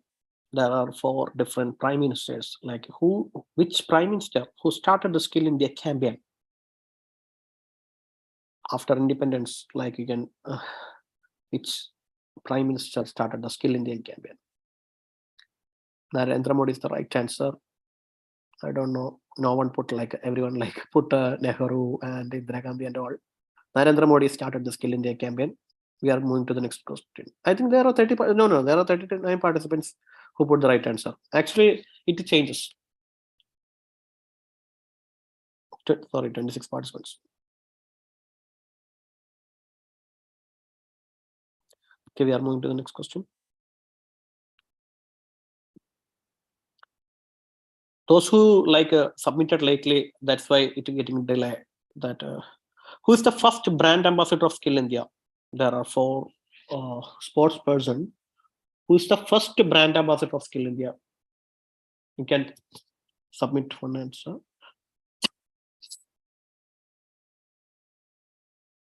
Answer is Sachin Tendulkar. I think few of them, yeah, around 5 participants submitted rightly. We are moving to the next question.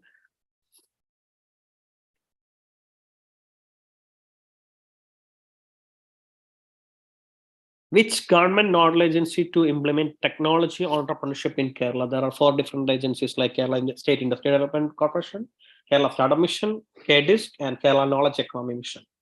Which government organization to implement the technology entrepreneurship? Answer is Kerala Startup Mission. 90 participants entered the right answer. We are moving to the next question.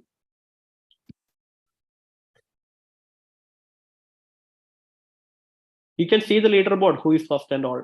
Which international organization collaborate with India on Youth Skill Day to promote skill development? There are different 4 international organizations. Which is the right one?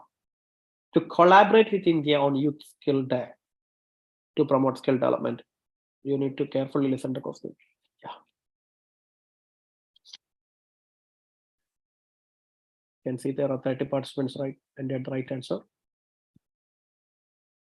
Even due to the shortage of time, so that's why I'm moving to the next question. Which government department oversees the functioning of CASE? Kerala, there is a government organization called CASE. Which government department oversees? I mean, CASE is like a skill body. Which government department? 30 participants entered the right answer. 36 participants.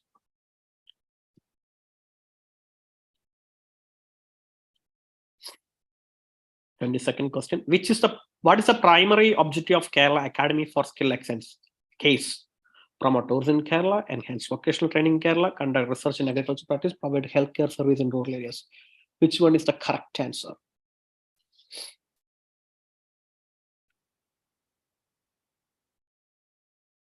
You can see those who are submitting the answer, 37 participants. It's changing those who submitted lately. That's why it takes time. We are moving to the next question. When is Youth Skill Day celebrated in India? Which day? Youth Skill Day celebrated in India. When is the Youth Skill Day? In India, this is the question.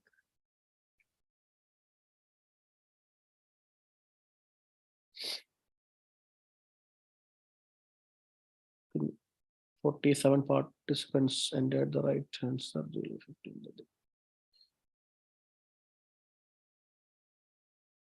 Mudit Padak World Record holder, first in world, who awarded the United Nations in young age and India Book of Record holder, has been nominated for which prestigious award? There are 4 Padma Award. I mean 3 Padma Award or like none of the above. Which one is the right answer? Padma Shri is the right answer. I think around 30 participants entered the right answer. So this is the final question for today. 25th question. Which organization partners with the government to organize skill competition Youth Skill Day? NSPC, CII, FICCI, SIT. Which is the right answer for the Youth Skill Day to organize skill competitions?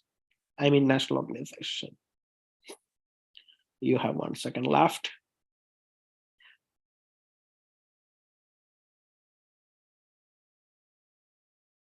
A few people are again submitting. For 36 participants entered the right answer. So I'm going to end the quiz. We can see who is in the leaderboard. We are going to the leaderboard.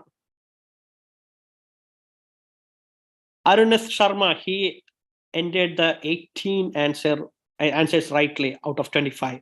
First position goes to Arunesh Sharma. You can see the seconds. I mean how many seconds he entered the answer. Then second position goes to Nandu. You can see Shamima, Tiju, John. There will be a number who entered. I don't know. That 420597 belongs to whom? Vismay, Vijay, Rajana, Vishnu Nayar, Vidya, Suma, Joel. This is the leaderboard. You can see in your mobile or laptop, whatever. So first prize goes to Arunesh Sharma and second prize goes to Nandu. So both participants can contact to the organizers. They will share more details. That's all about the quiz about during the World Youth Skill Day. All the best, guys. Thank you. Thank you, Nasif. Actually, that was really engaging and a competitive session. There was an active participation from all of you. Hope each one of you have enjoyed the quiz, and a hearty congratulations to the winners, Arunesh Sharma and Nandu. Requesting both of you to please send your email ID without any spelling mistake in the chat box, so that you will get the reward soon. The winners, I request once again to please share your email ID in the chat box. So next, it's time to move to our webinar session. The webinar topic is Jobs for the Future. And as a speaker, we are delighted to have with us Mr. Hari TN, co-founder, Artha School of Entrepreneurship. Welcome, sir, and over to you.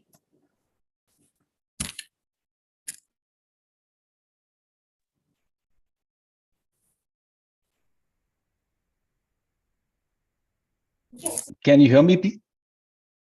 Yes, sir, it's audible. Awesome, great. So thank you for inviting me for this session. Really appreciate it.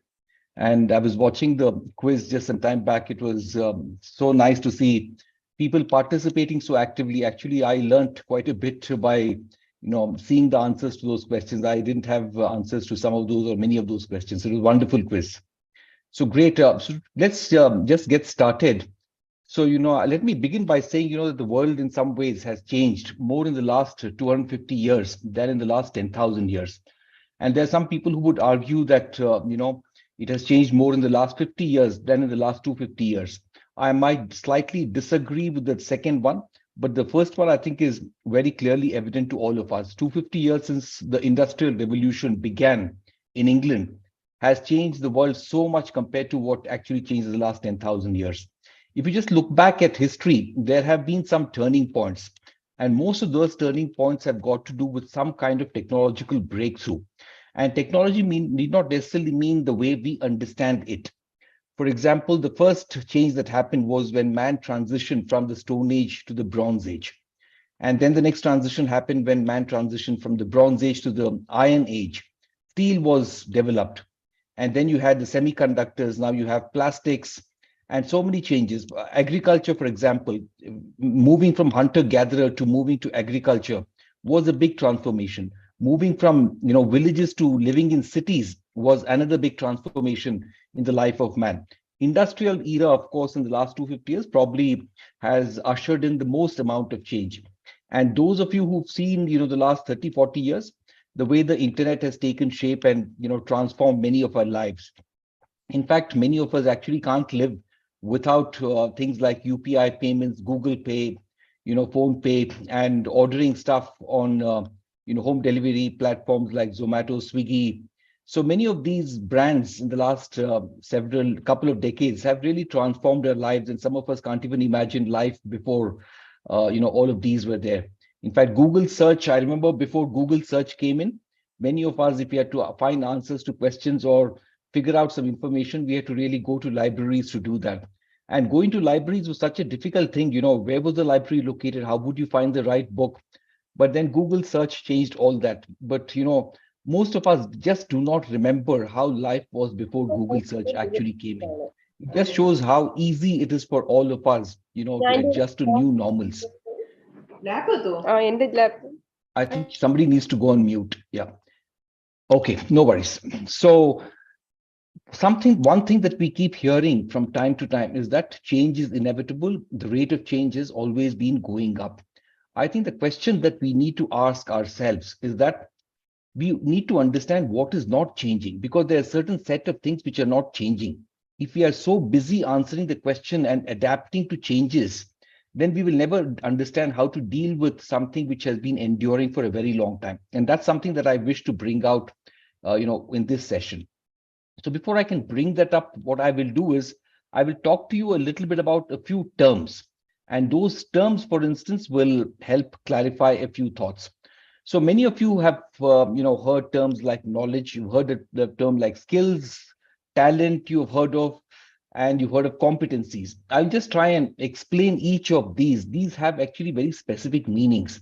If you understand the differences between these, I think it'll help you go a long way. So knowledge is very fundamental. Knowledge is what you pick up at colleges. Many of you are college students, and whatever you're learning in college is mostly knowledge, which is an intellectual appreciation, a theoretical pursuit of, in a particular area, in a particular body of a particular domain. So it could be mechanical engineering, it could be commerce, it could be interpersonal skills. Understanding these concepts at a theoretical and intellectual level is what is called knowledge. And knowledge typically is around a body of insights or a specific domain. Now we'll just come to skills. Skills is not something that can be picked up in a classroom. It can't be picked up by reading books. It can't be picked up by talking to friends. Skills are developed through intense practice, through intense effort, trial and error, doing things again and again. And it need not necessarily relate to stuff that you can do in a workshop. Skills are not just about carpentry. Skills can also be about interpersonal relations. So in the classroom, you will read about interpersonal relations, you'll be taught about interpersonal relations, but at work, you will practice interpersonal relations. You will become more and more skilled at it. So skill is really about practicing something which is taught in a classroom, probably sometimes not even taught in a classroom, but it comes through hours of practice, intense practice and effort, through trial and error. The next one is called competencies. A competency is a set of behaviors that successful people consistently demonstrate. So just to bring home that idea, let me just start by asking you a question, for instance, that if I ask you, does ABC, for example, this individual take initiative? It might not be very easy for you to answer that question because it would depend upon your interpretation of the word initiative. But instead, if I frame the question as, was it common for this person, ABC, to get things done without follow-up? That's something that you can easily understand because I've translated the first question into a behavior that you can observe. So competencies are behaviors that people who are good at something consistently demonstrate. So for example, a good problem solver is good at asking smart questions, can define a problem, can break up a complex problem into individual components, and can frame a hypothesis based on available information and data, and can gather the required information and data to be able to establish whether the hypothesis is correct or not correct. So that's called a competency, which is a set of behaviors that typically successful people demonstrate. And the last word I will use is called talent. Talent is bringing all of these together, which is you're able to bring knowledge, you're able to bring skills, you're able to bring competencies, all of these to become successful in life. So that is talent. So very quickly, education is largely intellectual and theoretical. Good, important to have that. So many of you in the college are learning a lot of that. Skills is a lot more, comes through practice, effort, trial and error, repeatedly doing something again and again so that you develop some kind of, a memory for doing that without too much of effort. The third one is competencies, which are behaviors that successful people consistently demonstrate. And talent is bringing all of this together to be successful is called talent. I just wanted to, bring all of these to you so that I can take the next session. I mean, I can just continue to talk and bring in ideas that will relate to what I've just told you. So I think, what, skills and knowledge don't endure for a very long time, which is that with changing times, you will need different types of knowledge. You will need different types of skills. For example, 20 years back in mechanical engineering, many of us had to learn, for example, how does an IC engine work, internal combustion engine. But today, with the electric vehicle revolution happening, internal combustion engines are losing their relevance and importance. And over the next couple of decades, it might probably become completely irrelevant if the electric vehicle journey takes off very quickly. So lithium batteries, how do you operate and maintain lithium batteries, for example? Knowledge of that, skills about that is far more important. So knowledge and skills can keep changing with time because they depend upon the technology that is prevailing at that point of time. So your knowledge and skills, you have to continuously upgrade.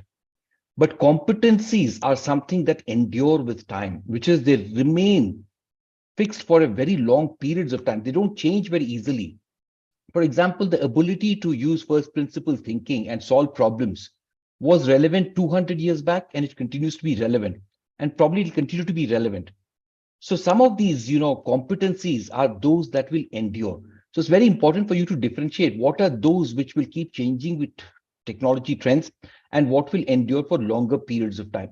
I just want to share with you what I think will endure for a much longer period of time. And those are something that, one should try and cultivate, because in the hurry to learn things, develop knowledge about things which are changing, we should not forget things which are not changing and which continue to be important, which were always important. So for example, I have picked up 4, competencies which I think will be very enduring. The first is, I think, an ability to apply first principles thinking to solving problems. First principle thinking is actually common sense, nothing more than common sense. It's being able to use some of the very basic ideas, basic knowledge of how things work and the interrelationships, using an understanding of that by asking the right set of questions, by defining the problem well. It is an ability to solve those problems using first principle thinking. So who is a first principle thinker? A first principle thinker can solve problems which are outside of her domain. So for example, if you come from a background of e-commerce, for instance, and if you're put into a room where a payments problem is being discussed, and if you're a first principle thinker, you can actually participate in that payments problem discussion, even though you may not have the background and domain knowledge, because you bring first principles, common sense, and are able to ask the right kind of questions so that the group is able to get to the root of a problem and figure out what the problem really is. So it helps you to cut across multiple domains. So those skills, this competence which I'm talking about, which is first principles thinking to solve problems, is a portable competence. It can be applied in any domain. So you can change domains if you bring this skill, for instance. I'll just maybe talk a bit about 2 or 3 other things, other competencies. The second competency I want to talk is uncluttered thinking, which is an ability to ask the right kind of questions, an ability to, prioritize, figure out what are the important things in any particular situation and which are the not so important things. It's about being able to make the right kind of assumptions, being able to make the right kind of approximations. And as you progress in your career, uncluttered thinking reflects in the form of making the right kind of strategic choices. It's about strategy. So at a very early stage in your career, for example, if you're first just entered a job, first you've just taken up a job, then uncluttered thinking is just in being able to ask smart questions. It's in being able to define a problem and all of that. But once you progress in your career, that same uncluttered thinking begins to reflect as strategic thinking, being able to make the right kind of strategic choices. This again is a competence that will endure with time. You must try and build on that, become better at that if you're already good at it. The third one is ability to communicate complex concepts in a manner that anybody can understand. So communication and articulation is an extremely powerful competence. Many successful people demonstrate this competence. So if you wish to be successful in your job, in whatever you do, you must develop the art of thinking very clearly and articulating and communicating in a manner that is involving minimum jargon. And still you're able to explain it in a manner that anybody can understand. A 10-year-old kid can understand. The CEO of a company can understand. So being able to explain difficult concepts is a very, very critical, competence as well. And the last one I would say is character. And how much ever I speak about character, that's not enough. So I would say a sense of optimism, a sense of hope, and an overall commitment to doing what is correct. is character. And I think it's very important to develop character.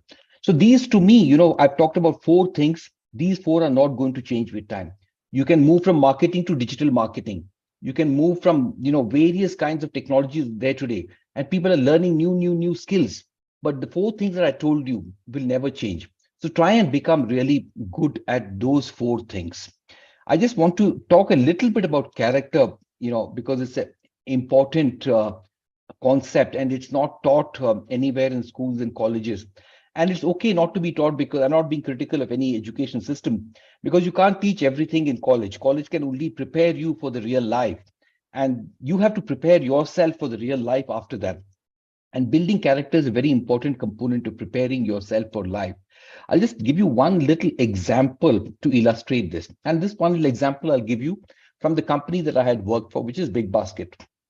This was a company which was in sometime in 2014 trying to raise money.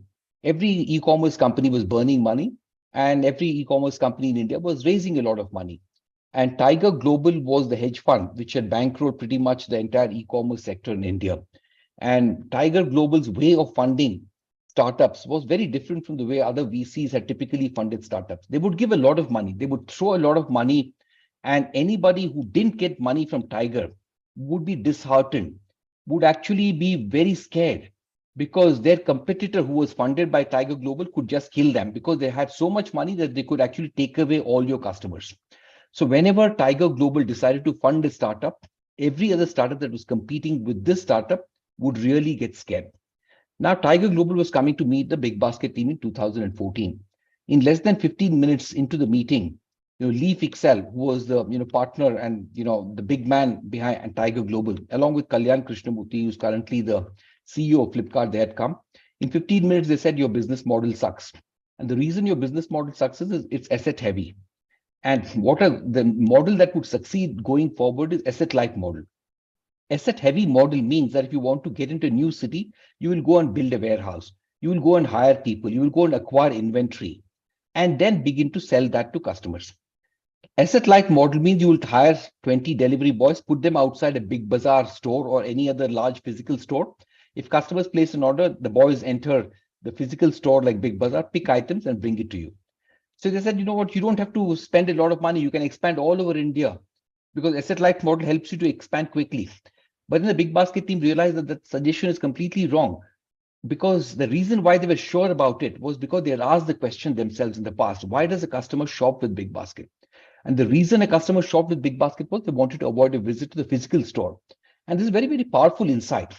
The insight is that if a customer wants to avoid a visit to the physical store and therefore is ordering online, then if the customer orders 25 items and you deliver 23, that's not good enough, because for the 2 items, you're forcing the customer to visit a physical store, which is terrible.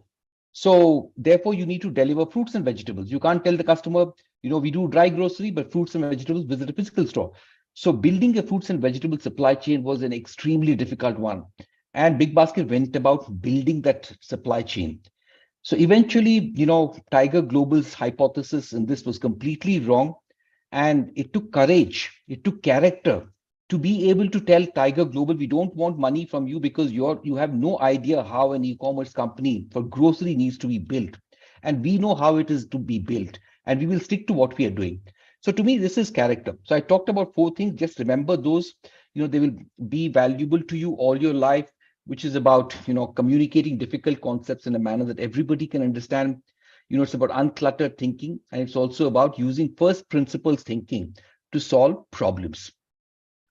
I just want to also now talk a little bit about what is changing. We have talked about what is not changing so far. I just will try and tell you what is changing a little bit. If you just see, democratization of talent has been happening. I just want to tell you a little bit of a story here.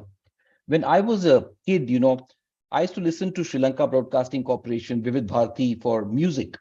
And in Hindi songs, Bollywood songs, there were singers like Mohammad Rafi, Kishore Kumar, Lata Mangeshkar. Pretty much there was nobody else, and Asha Bhosle, 4 or 5. And there was so much of talent in India, singing talent, but that talent could never, find expression, was never recognized. It was a monopoly of 5 or 6 singers. But what is happening today is that with internet, with YouTube, with many platforms like Amazon, Swiggy, Zomato, all of us, many talented people are able to find expression. For example, if you know some wonderful recipes, but you don't have enough money to open a restaurant, you could actually, sign up to be on Swiggy. Customers can discover you and place an order, and you could do delivery, and Swiggy will do the delivery for you. Today, you find so many new singers coming up. If a singer doesn't get an opportunity in a film, they put up YouTube videos about, and they get millions of followers. So I think democratization of talent is one big thing that has happened in the recent past, in the last 20 years, post-internet and all of that. I think that, has changed in a very, very big way. Google search, for example, I talked to you about how life was before Google search. Climate, for example, is such an important thing. Till now, people did not pay attention to the CO2 levels in the atmosphere and, temperature rise. But then, now I think we are at a stage where it's make or break for humanity. So climate change is important. So everything related to climate change, clean energy is going to become important. Solar energy is going to be important. Wind energy is going to be important. Nuclear energy will be important. So anything related to climate change will become important. Batteries, electric vehicles, they will therefore become important. Many of those which are polluting industries, of the past, coal, for example, power plants, they will all gradually disappear or get shut down. That's something very big that's happening. Environment, for example, is changing. Marketing has changed in a very big way. When I was young, it was Philip Kotler who wrote that wonderful book about brand building, about customers. But today with internet, performance marketing has become very important. So it is the geeks and the techies who are now the marketing guys. Earlier, when I was young, it used to be the smart folks who could talk English well and who could communicate well, were the marketing, heroes. But today's marketing heroes are all computer guys. So I think, that's something which is changing. So these are skills probably that you can pick up, which is about digital marketing, learning about climate and all of that. For example, D2C brands, right? They're getting built simply because internet is allowing people to build out D2C brands. Earlier, it was unthinkable for individuals like us to build out a D2C brand. It was always brands built by large multinational corporations. I just want to leave you, I think we are running short of time, probably. I'll just leave you with a few messages. I would say, when you're studying, don't just stick to one topic. If you're studying mechanical engineering, don't just study mechanical engineering. If you're studying commerce, don't just do that. Do a lot of internships with lots of companies on a variety of topics and learn a lot in those internships. Sign up for a lot of courses. For example, you sign up for courses about sustainable development goals, sign up for a course about climate change, sign up about some of these emerging sunrise areas and learn about all of these. So you don't have to just be fixated to whatever branch you are in, or that body of knowledge that you're pursuing. Do a lot of internships, meet a lot of people, do a lot of small projects, sign up for a lot of courses. I think very, very important for you to be able to do that. And don't depend on just what the college teaches you. It's not the college's job to educate you. College's job is just to show you the path. It's your job to find this, your path in life. Your journey in life is something that you need to discover yourself. So I think, do we have 5 more minutes? Are we done? We can stop if you wish to. Yes, sir. Our time is almost up. Yeah. So great. I think then if there are any questions, I'll be happy to respond. Participants, if you're having any questions, please feel free to raise in the Q&A session. There was one question, but actually it was not clear. Can you please type those 4 things you mentioned? You want me to type those? 4 things mentioned that was raised by Akshay, but the question is not clear. Okay. Do you want me to tell the 4 things once again? Yeah, I would say very quickly, it's using first principles thinking to solve problems. Then it is uncluttered thinking. Third one is about communicating, very difficult concepts in a manner that anybody can understand. And last is developing character, which is a sense of optimism, hope, and a commitment to do the right thing always. Thank you, sir.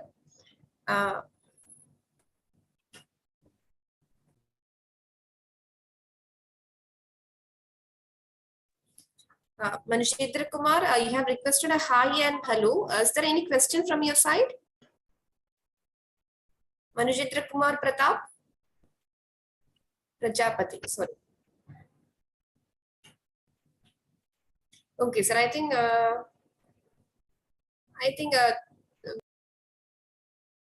Okay, great. Thanks a lot. Thank you. A big thank you, Mr. Hari Tien, for being part of this event and sharing your valuable insights on the future jobs. It was definitely a passionate session. Thank you. Thank you so much, sir. Thanks, Parvati. Thank you. Take care. Okay. Bye. Thank you. So next, we are having an exciting fireside chat lined up for your event. Our esteemed guest, Ms. Surya Kumari K. She's the Technical Officer from Regional Directorate of Skill and Entrepreneurship. She'll be sharing her valuable insights on the topic apprenticeship opportunities, what industry and students should know. We are truly delighted to have her with us today. Welcome, ma'am, and facilitating this engaging conversation, we are having the moderator, Ms. Anjali KS, Program Manager, Kerala Knowledge Economy Mission. Welcome, Anjali and Surya Kumari, ma'am. The platform is all yours. Thank you. So thank you, Parvati. Thank you, ma'am. Thank you. Good afternoon. Good afternoon. As Parvati has rightly mentioned, we are going to a fireside chat session. നമ്മുടെ ഇന്നത്തെ entire ഒരു സെഷന്റെ തന്നെ വളരെ എല്ലാവരും ചിലപ്പോൾ കൗതുകത്തോടെ നോക്കി നിൽക്കുന്ന ഒരു പുതിയൊരു സെഷനാണ് ഈ ഫൈസൈഡ് ചാറ്റ് എന്ന് പറയുന്നത്. മാമിനെ പോലെ ഇത്രയും ഡെലിഗേറ്റ് ആയ ഒരാളെ തന്നെ നമുക്ക് കിട്ടിയതിൽ ഫസ്റ്റ് സെഷനിൽ തന്നെ കിട്ടിയതിൽ നോളജ് മിഷനുള്ള ഒരു താങ്ക്സ് ആദ്യമേ അറിയിക്കുവാണ്. സോ നമ്മൾ ഇന്ന് നമ്മുടെ ഒരു ടോപ്പിക്കായിട്ട് എടുത്തേക്കുന്നത് അപ്രന്റിഷിപ്പ് ആണ് മെയിൻലി. സോ കുട്ടികൾക്ക് ഇപ്പൊ നമുക്ക് പലർക്കും പലതരം സ്കിൽ ട്രെയിനിങ്സ് ഉണ്ട്, OJTs ഉണ്ട്, ഇന്റേൺഷിപ്പ് ഓപ്ഷൻസ് ഉണ്ട്. അപ്പൊ ഇതിൽ നിന്നൊക്കെ എങ്ങനെയാണ് ഈ അപ്രന്റിഷിപ്പ് എന്ന് പറയുന്നത് എങ്ങനെ ഇതിൽ നിന്ന് വേറിട്ട് നിൽക്കുന്നു, അതിന്റെ ഒരു പ്രാധാന്യം എന്താന്നുള്ളത് മാം ആദ്യം ഒന്ന് വ്യക്തമാക്കാമോ? അപ്രന്റിഷിപ്പ് എന്ന് പറയുമ്പോൾ ആദ്യം തന്നെ പറഞ്ഞോളട്ടെ, ഇതൊരു ഗവൺമെന്റ് പല കാലങ്ങളിലും പല സ്കീമുകൾ ഇൻട്രൊഡ്യൂസ് ചെയ്യാറുണ്ട്. കുട്ടികളുടെ ബെനിഫിറ്റ്സിനും രാജ്യത്തിന്റെ ബെനിഫിറ്റ്സിനും വേണ്ടിയിട്ട് പല കാലങ്ങളിലും പല സ്കീമുകൾ ഇൻട്രൊഡ്യൂസ് ചെയ്യാറുണ്ട്. അതിൽ നമ്മുടെ ഇന്ത്യയില് 1961 ഒരു അപ്രന്റിഷിപ്പ് ആക്ട് ആയിട്ട് തന്നെ ഇംപ്ലിമെന്റ് ചെയ്തിട്ടുള്ള അത്രയും പഴയ അത്രയും സക്സസ്ഫുൾ ആയിട്ടുള്ള ഒരു സ്കീമാണ് അപ്രന്റിഷിപ്പ് ട്രെയിനിങ് സ്കീം എന്ന് പറയുന്നത്. അപ്പോൾ ഇത് ബാക്കിയുള്ള ഡെവലപ്പിംഗ് കൺട്രീസിൽ ജർമ്മനി അല്ലെങ്കിൽ ചൈന, അങ്ങനെയുള്ള ജപ്പാൻ, അവിടെയൊക്കെ ഈ അപ്രന്റിഷിപ്പ് ട്രെയിനിങ് എന്ന് പറയുന്നത് സക്സസ്ഫുൾ ആയിട്ട് ഉണ്ടായിരുന്ന ഒരു സ്കീമാണ്. അവിടെ വളരെ സക്സസ്ഫുൾ ആയിരുന്നു. അവർ ഡെവലപ്പിംഗ് ആയിരുന്ന സമയത്ത് ഈ അപ്രന്റിഷിപ്പ് ട്രെയിനിങ് സ്കീം അവിടെയുള്ള യൂത്തിനെ ഭയങ്കരമായിട്ട് ഹെൽപ്പ് ചെയ്തിട്ടുണ്ട്, ഇൻഡസ്ട്രീസിനെ ഭയങ്കരമായിട്ട് ഹെൽപ്പ് ചെയ്തിട്ടുണ്ട്, അവരുടെ രാജ്യത്തിന്റെ എക്കണോമിയെ ഭയങ്കരമായിട്ട് ഹെൽപ്പ് ചെയ്തിട്ടുണ്ട്. അപ്പൊ ഇപ്പോ നമ്മുടെ അപ്രന്റിഷിപ്പ് സ്കീമിന് ഈ ഒരു കാലഘട്ടത്തിൽ അത് കാരണം അതിന് ഭയങ്കര ഇമ്പോർട്ടൻസ് ആണ്. അത്ര ഇമ്പോർട്ടൻസിലാണ് രാജ്യം അല്ലെങ്കിൽ സെൻട്രൽ മിനിസ്ട്രി അതിനെ നോക്കിക്കാണുന്നത്. അപ്പൊ ഇത് അപ്രന്റിഷിപ്പ് സ്കീം 1961 ഇൻട്രൊഡ്യൂസ് ആയിട്ടുള്ളതാണ്. എന്ന് പറയുന്നത് ആർക്കൊക്കെ ചെയ്യാം? ഇപ്പൊ പലർക്കും ഒരു തോന്നലുണ്ട് കുട്ടികൾക്ക് മാത്രം ചെയ്യാൻ പറ്റുന്ന ഒരു ട്രെയിനിങ് ആണോ അല്ലെങ്കിൽ ഒരു ഓപ്ഷൻ ആണോ ഈ അപ്രന്റിഷിപ്പ്, അല്ല ഞാൻ പുറത്തിറങ്ങി ഫ്രഷർ അല്ലാത്ത ഒരാൾക്കും ഒക്കെ അപ്രന്റിഷിപ്പ് ചെയ്യാവോ? One second please. ഞാൻ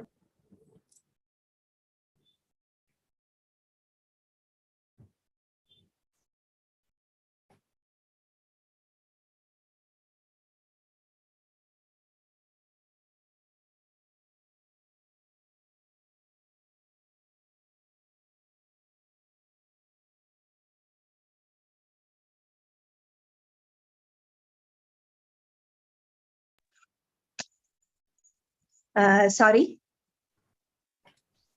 ഇറ്റ്സ് ഓക്കെ മാം. ഒന്നുകൂടെ ക്വസ്റ്റ്യൻ റിപ്പീറ്റ് ചെയ്യാമോ? മാം, നമ്മൾ അപ്രന്റിഷിപ്പ് എന്താന്നുള്ളത് അതിന്റെ ഒരു റെലവൻസ് എന്താന്നുള്ളത് നമ്മളിപ്പോ മനസ്സിലാക്കി. ഇനിയുള്ളൊരു അടുത്തൊരു സ്വാഭാവികമായ എല്ലാവരും ഡൗട്ട് എന്ന് വെച്ച് കഴിഞ്ഞാൽ ആർക്കൊക്കെ ഈ അപ്രന്റിഷിപ്പ് ചെയ്യാം? മെയിൻലി കുട്ടികൾക്ക് ചെയ്യാമെന്നുള്ളത് നമുക്കറിയാം, പക്ഷെ കുട്ടികൾക്ക് മാത്രമേ ചെയ്യാൻ പറ്റുള്ളൂ, അതോ പുറത്ത് നമ്മള് ഇൻസ്റ്റിറ്റ്യൂഷൻ ലെവലിൽ നിന്നൊക്കെ പാസ് ഔട്ട് ആയ ഒരാൾക്കും 2-3 വർഷം കഴിഞ്ഞ ആൾക്കും അപ്രന്റിഷിപ്പ് ചെയ്യാവോ എന്നുള്ളത്, അല്ലെങ്കിൽ നമ്മൾ പഠിച്ച സ്ട്രീമിൽ തന്നെ നമുക്ക് അപ്രന്റിഷിപ്പ് ചെയ്യാവോ, മറ്റു സ്ട്രീമിൽ അപ്രന്റിഷിപ്പ് ഓപ്ഷൻസ് നമുക്ക് ചെയ്യാൻ സാധിക്കുമോ എന്നുള്ളൊരു കാര്യം ഒന്ന് വ്യക്തമാക്കാവോ? അപ്രന്റിഷിപ്പ് ചെയ്യുന്നതിന് പ്രായപരിധി ഇല്ല. As of India, government of ഇന്ത്യയുടെ റൂൾസിനനുസരിച്ചിട്ട് അപ്രന്റിഷിപ്പ് ചെയ്യുന്നതിന് പ്രായപരിധി ഇല്ല, ഉയർന്ന പ്രായപരിധി ഇല്ല. മിനിമം പ്രായം എന്ന് പറയുന്നത് 14 വയസ്സാണ്. 5ാം ക്ലാസ് കഴിഞ്ഞിട്ടുള്ള ആർക്കും, 5ാം ക്ലാസ് പഠിച്ചിട്ടുള്ള, ജയിക്കണം എന്നല്ല പറയുന്നത്, 5ാം ക്ലാസ് പഠിച്ചിട്ടുള്ള ആർക്കും അപ്രന്റിഷിപ്പ് ചെയ്യാൻ പറ്റും. ചില എസ്റ്റാബ്ലിഷ്മെന്റ്സ് വന്നിട്ട് അവര് പ്രായം വെക്കുന്നുണ്ട്. അതായത് പഠിച്ചിറങ്ങിയ ഒരു 3 വർഷത്തിനുള്ളിൽ ചെയ്തിരിക്കണം എന്നുള്ള റൂൾസ് ഒക്കെ വെക്കാറുണ്ട്. എന്നിരുന്നാലും ഗവൺമെന്റ് അത് പേഴ്സണലി ഓരോ കമ്പനിയും വെക്കുന്നതാണ്. കാരണം അവർക്ക് അത്രയും തന്നെ കുട്ടികളെ എല്ലാ വർഷവും അപ്ലൈ ചെയ്യുമ്പോൾ അവർക്ക് സ്ട്രീം ലൈൻ ചെയ്യാൻ വേണ്ടിയിട്ട് അവരങ്ങനെ റൂൾ വെക്കുന്നുണ്ട്. അല്ലാതെ പ്രായപരിധി ഇല്ല, ഉയർന്ന പ്രായപരിധി ഇല്ല. ഒരു ഫ്രഷറിനെ സംബന്ധിച്ചിടത്തോളം എങ്ങനെയാണ് മാം ഈ ഓപ്പർച്യൂണിറ്റീസ്, അപ്രന്റീസ്ഷിപ്പ് ഓപ്പർച്യൂണിറ്റീസ് ഇപ്പം കേരളത്തിനകത്തും പുറത്തുമായിട്ട് ഒരുപാടുണ്ട്. പക്ഷെ അത് എങ്ങനെ നമുക്ക് എവിടെ കൂടെ കണ്ടെത്താം, എങ്ങനെ അതിലേക്ക് അപ്ലൈ ചെയ്യാം എന്നുള്ളതൊന്ന് വ്യക്തമാക്കാവോ മാം? ഫ്രഷർ എന്ന് ഉദ്ദേശിക്കുന്നത് ഈ 5ാം ക്ലാസ്സുകാരനും ഫ്രഷറാണ്. ഒരു ഗ്രാജുവേഷൻ കഴിഞ്ഞ ആൾക്കും വേണമെങ്കിൽ ഫ്രഷറായിട്ട് തന്നെ അപ്ലൈ ചെയ്യാൻ പറ്റും. ഫ്രഷറും അപ്രന്റീസ്ഷിപ്പ് ചെയ്യുന്ന ആളും തമ്മിലുള്ളതെന്ന് വെച്ചാൽ അപ്രന്റീസ്ഷിപ്പിന് കുറെ ഡെസിഗ്നേറ്റഡ് ട്രേഡും ഓപ്ഷണൽ ട്രേഡ് എന്ന് പറഞ്ഞിട്ട് നമ്മുടെ DGTന്റെ അണ്ടറിൽ അല്ലെങ്കിൽ മിനിസ്റ്റർ ഓഫ് സ്കിൽ ഡെവലപ്മെന്റിന്റെ അണ്ടറിൽ സെഗ്രിഗേഷൻസ് വെച്ചിട്ടുണ്ട്. അപ്പം 10th കഴിഞ്ഞിട്ട് വൊക്കേഷണൽ ഹയർ സെക്കൻഡറി ചെയ്തിട്ടുള്ളവർക്ക് വൊക്കേഷണൽ അപ്രന്റീസ്ഷിപ്പ് ഉണ്ട്. ITI കഴിഞ്ഞിട്ടുള്ളവരാണ് ഈ ഡെസിഗ്നേറ്റഡ് ട്രേഡിന്റെ അണ്ടറിൽ വരിക. പിന്നെ ഡിപ്ലോമ കഴിഞ്ഞവരും ഡിഗ്രി കഴിഞ്ഞവരും ഗ്രാജുവേറ്റ് അപ്രന്റീസ്ഷിപ്പിന്റെ വൊക്കേഷണൽ ടെക്നീഷ്യൻ അപ്രന്റീസ് അങ്ങനെയുള്ള കുറെ സെഗ്രിഗേഷൻ ഡിവിഷൻസ് ഉണ്ട് ഇതിൽ. ഇത് കൂടാതെ ഫ്രഷർ എന്ന് പറയുമ്പോൾ ഇതിൽ ഒന്നിലും, അതായത് ഞാൻ 10th കഴിഞ്ഞു, ITI പ്ലംബിംഗ് കഴിഞ്ഞിട്ടുണ്ട്, പക്ഷെ ഞാൻ ഫിറ്റർ ട്രേഡിൽ അപ്രന്റീസ്ഷിപ്പ് ചെയ്യാൻ ആഗ്രഹിക്കുകയാണെങ്കിൽ ഞാൻ അവിടെ ഫ്രഷർ ആയിട്ട് എനിക്ക് ചെയ്യാൻ പറ്റും. ഇപ്പൊ ഡിഗ്രി BSc ബോട്ടണി ചെയ്ത ആൾക്ക് കെമിസ്ട്രി റിലേറ്റഡ് ആയിട്ട് ഒരു സബ്ജക്റ്റിൽ അപ്രന്റീസ്ഷിപ്പ് ചെയ്യണമെങ്കിൽ അയാൾ അവിടെ ഫ്രഷർ ആണ്, പക്ഷെ ചെയ്യാൻ പറ്റും. നമുക്ക് ഈ ഓപ്പർച്യൂണിറ്റീസ് ഒരാൾക്ക് എവിടെ നിന്ന് എന്തെങ്കിലും ഒരു പ്രത്യേക സൈറ്റ് ഉണ്ടോ മാം ഈ അപ്രന്റീസ്ഷിപ്പ് ഓപ്പർച്യൂണിറ്റീസ് നമുക്ക് കാണാൻ പറ്റും? അപ്രന്റീസ്ഷിപ്പ് India.gov.in എന്ന് പറയുന്ന വെബ്സൈറ്റ് ഉണ്ട്. അപ്പൊ അവിടെ നമ്മൾ നമ്മുടെ പേര് രജിസ്റ്റർ ചെയ്യുമ്പോൾ നമ്മുടെ ആധാർ കാർഡ് ഉൾപ്പെടെയുള്ള KYC കംപ്ലീറ്റ് ചെയ്താണ് രജിസ്റ്റർ ചെയ്യുന്നത്. ആ പോർട്ടലിൽ നമ്മൾ വൺസ് രജിസ്റ്റർ ചെയ്ത് കഴിഞ്ഞാൽ നമുക്ക് അതിൽ സെർച്ച് ചെയ്യാൻ പറ്റും. ഏതെങ്കിലും എസ്റ്റാബ്ലിഷ്മെന്റിൽ നമുക്ക് പോകാൻ താല്പര്യം ഉണ്ടെങ്കിൽ നമുക്ക് സെർച്ച് ചെയ്യാൻ പറ്റും. അതേപോലെ തന്നെ സ്ഥാപനങ്ങളും അവിടെ രജിസ്റ്റർ ചെയ്തിട്ട് വേക്കൻസീസ് നോട്ടിഫൈ ചെയ്യും ആ വെബ്സൈറ്റിൽ. അപ്പൊ നമുക്ക് അവിടുന്ന് അപ്ലൈ ചെയ്യാൻ പറ്റും.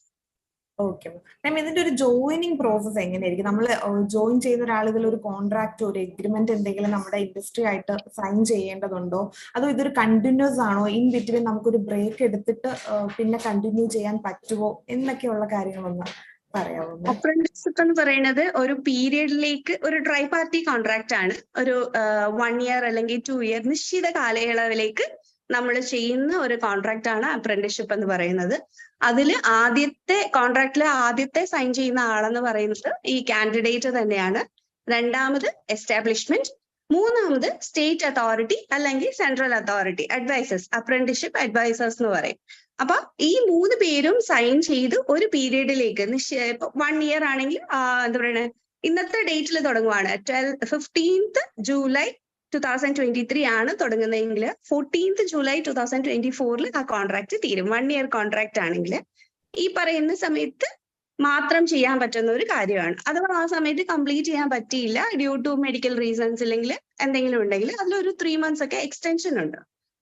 അതായത് നമുക്കത് കംപ്ലീറ്റ് ചെയ്യാൻ വേണ്ടി ഒരു അവസരം അൺഫോർസീൻ എക്സ്പീരിയൻസസിന് ഇതിന് വേണ്ടിയിട്ട് വെച്ചിട്ടുണ്ട്. അത്ര മാത്രമേ ഉള്ളൂ. ഒരു അപ്രന്റീസ്ഷിപ്പ് കഴിഞ്ഞിട്ട് ഒരു ജോലിയിലേക്ക് പോകുന്ന ഒരു കുട്ടിയും അല്ലെങ്കിൽ അപ്രന്റീസ്ഷിപ്പ് ഒന്നും ചെയ്യാണ്ട് തന്നെ പഠനം കഴിഞ്ഞുകൊണ്ട് മാത്രം ജോലിയിലേക്ക് പോകുന്ന കുട്ടികളും തമ്മിലുള്ള ഒരു വ്യത്യാസം ഇൻഡസ്ട്രി സൈഡിൽ നിന്ന് എന്തെങ്കിലും ഫീഡ്ബാക്കുകൾ മാമിന് കിട്ടിയിട്ടുണ്ടോ?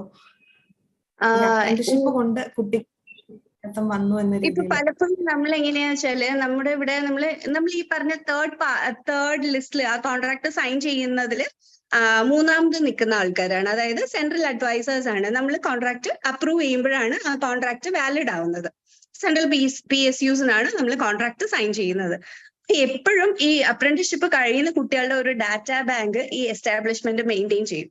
ഇപ്പൊ കൊച്ചി ഷിപ്പ്യാർഡ് അല്ലെങ്കിൽ റെയിൽവേസ് എല്ലാവരും ആ ഡാറ്റാ ബാങ്ക് മെയിൻറ്റെയിൻ ചെയ്യും. അപ്പൊ അവർക്കൊരു കോൺട്രാക്ട് വേക്കൻസി വന്നിട്ടുണ്ടെങ്കിൽ അവരാദ്യം വിളിക്കുക ഈ കുട്ടികളെയാണ്.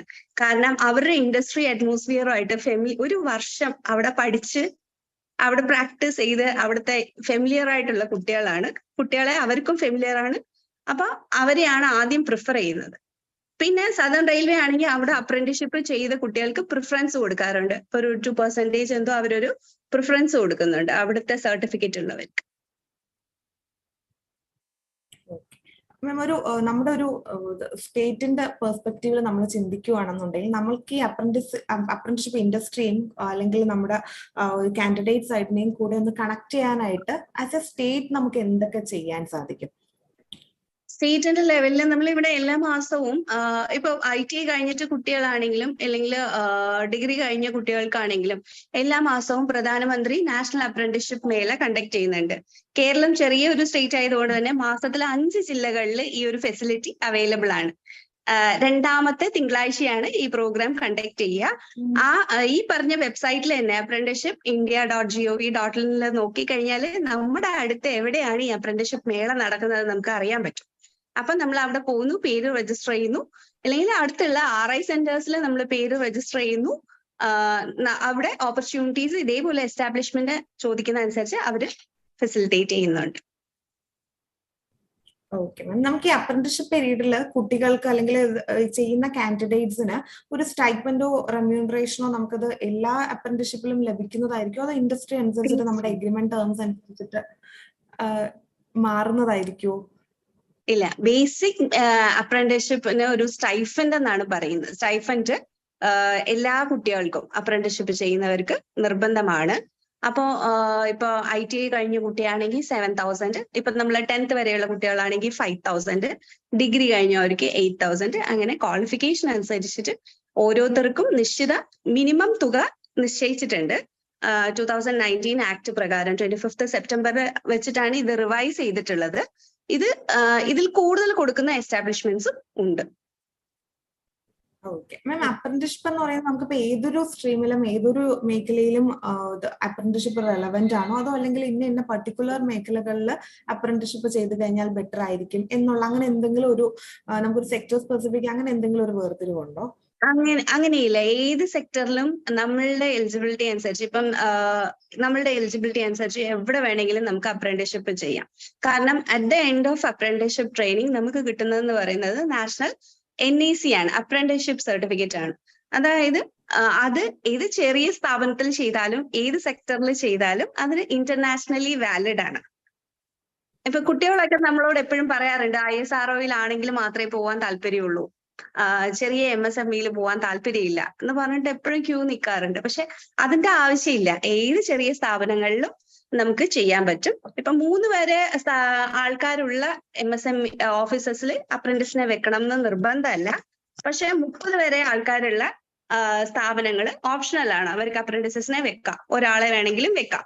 പക്ഷെ ഈ ഒരാളെ വെക്കുന്ന സ്ഥാപനങ്ങൾക്കൊക്കെ ഉള്ള ഈ കുട്ടികളുടെ അഡ്വാൻറ്റേജ് എന്ന് പറയുമ്പോൾ ആ ഓഫീസില് എല്ലാ കാര്യങ്ങളെല്ലാം അവർ പഠിക്കുകയാണ്. ആ സ്ഥാപനത്തിലുള്ള എല്ലാ കാര്യങ്ങൾക്കും അവർക്ക് ഒരു എക്സ്പോഷർ കിട്ടും. വലിയ സ്ഥാപനങ്ങളിൽ പോകുമ്പോൾ അവർ ഏത് സെക്ഷനിലാണോ പോകുന്നത് അവിടെ മാത്രമേ അവർക്ക് എക്സ്പോഷർ കിട്ടുന്നുണ്ടാവുള്ളൂ. ചെറിയ സ്ഥാപനങ്ങൾ എന്ന് പറയുമ്പോൾ അവർക്ക് എല്ലാ സെക്ടറിലും എക്സ്പോഷർ കിട്ടും. അപ്പൊ അവർക്ക് കൂടുതൽ ബെനിഫിറ്റ് ആണ് ഉണ്ടാവുന്നത്. അപ്പൊ ഈ ഒരു സെക്ടർ വ്യത്യാസമില്ല, അപ്രന്റീസ്ഷിപ്പ് ചെയ്യുക, ആ എക്സ്പീരിയൻസ് കിട്ടുക എന്നുള്ളത് തന്നെയാണ് പ്രധാനം. സപ്പോസ് ഇപ്പൊ ഞാനൊരു അപ്രന്റീസ് ആയിരിക്കുന്ന ആ ഒരു ടൈമില് ഞാനൊരു എംപ്ലോയി എന്ന നിലയിൽ ഇപ്പൊ ലേബർ ലോസും ഒക്കെ എനിക്ക് ആപ്ലിക്കബിൾ ആണോ, അതോ അപ്രന്റീസിന് ഒരു പ്രത്യേക റൂൾസോ അങ്ങനെ എന്തെങ്കിലും ഉണ്ടോ? ഞാൻ പറഞ്ഞല്ലോ, അപ്രന്റീസ്ഷിപ്പ് ആക്ട് 1961, പിന്നെ ഈ 2019 വന്ന റിവിഷൻസ്, ഇതിനൊക്കെയാണ് ഈ കുട്ടി എന്താ പറയുക അബേ ആയിട്ടുള്ളത്. ലേബർ ലോസിന്റെ ഒന്നും അണ്ടറിൽ വരുന്നില്ല. അപ്പോ ഈ പറയുന്ന ട്രേഡ് യൂണിയൻ അല്ലെങ്കിൽ PF, ESI അങ്ങനത്തെ കാര്യങ്ങളൊന്നും ഈ കുട്ടിക്ക് അവെയിൽ ചെയ്യാൻ പറ്റില്ല. he or she will be a trainee. ഇത്രയും നാളത്തെ മാമിന്റെ സർവീസിന്റെ ഒരു എക്സ്പീരിയൻസിൽ മാമിന് ഇൻഡസ്ട്രിയുടെ സൈഡിൽ നിന്നും കുട്ടികളുടെ അല്ലെങ്കിൽ അപ്രന്റീസ്ഷിപ്പ് കഴിഞ്ഞ കാൻഡിഡേറ്റ്സിന്റെ സൈഡിൽ നിന്നും ഒക്കെ ഫീഡ്ബാക്സ് ലഭിച്ചിട്ടുണ്ടാവുമല്ലോ. അപ്പൊ അതിൽ നിന്നുള്ള ഒരു ഇൻസൈറ്റ്സ് രണ്ട് സൈഡിൽ നിന്നും, ഇൻഡസ്ട്രിയുടെ സൈഡിൽ നിന്നുള്ള ഫീഡ്ബാക്കും കുട്ടികളുടെ സൈഡിൽ നിന്ന് അവരൊക്കെ എങ്ങനെ അത് ബെനിഫിഷ്യൽ ആയി, ഇൻഡസ്ട്രിക്ക് എങ്ങനെ അത് ബെനിഫിഷ്യൽ ആയി എന്നുള്ളത് മാം പറയാം. ഇപ്പോ നമുക്ക് ഇവിടെ ഞങ്ങൾ കൂടുതൽ ഹാൻഡിൽ ചെയ്യുന്നത് സെൻട്രൽ ഗവൺമെന്റ് എസ്റ്റാബ്ലിഷ്മെന്റിന്റെ കോൺട്രാക്ട്സ് ആണ്. അപ്പൊ അവിടെ എങ്ങനെ വെച്ചിട്ടുണ്ടെങ്കിൽ സ്റ്റാഫ് സ്ട്രെങ്ത് ഒക്കെ കുറവായിട്ടുള്ള, ഞാൻ ആദ്യം പറഞ്ഞ പോലെ സ്റ്റാഫ് സ്ട്രെങ്ത് കുറവായിരിക്കും. ചിലപ്പോൾ അവരുടെ 300 പേരിന്റെ സ്ഥാനത്ത് അവർക്ക് അവിടെ 200 സ്റ്റാഫ് ഒക്കെ ഉണ്ടാവുള്ളൂ.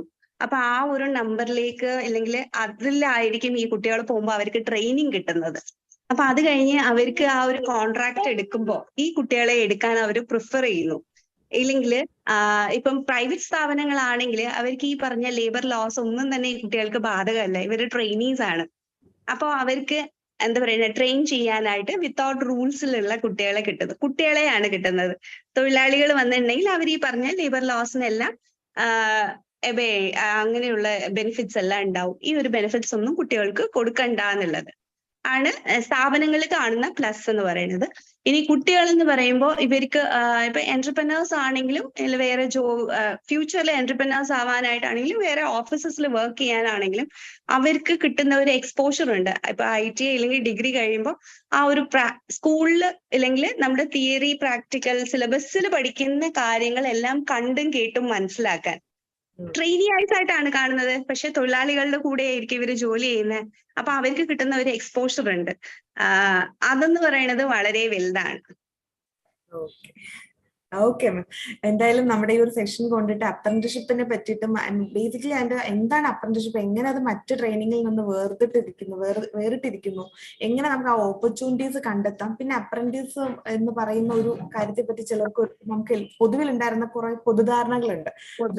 മാമിന്റെ ടോക്കിൽ നിന്ന് മാറിയിട്ടുണ്ടാവും എന്ന് പ്രതീക്ഷിക്കുന്നു. മാമിന്റെ ഇന്ന് നമുക്കറിയാം സാറ്റർഡേ ആണ്. സാറ്റർഡേ ആയിട്ടും മാം ഈ പ്രോഗ്രാമിൽ പങ്കെടുക്കാനായിട്ട് മാമിന്റെ ഒരു ഷെഡ്യൂളിൽ നിന്ന് വന്നു. അതിന് മാമിനോട് നോളജ് മിഷന്റെ പറ്റിയുള്ള വളരെ നന്ദി രേഖപ്പെടുത്തിക്കൊണ്ട് ഞാൻ അവസാനിപ്പിക്കുന്നു. Thank you so much ma'am.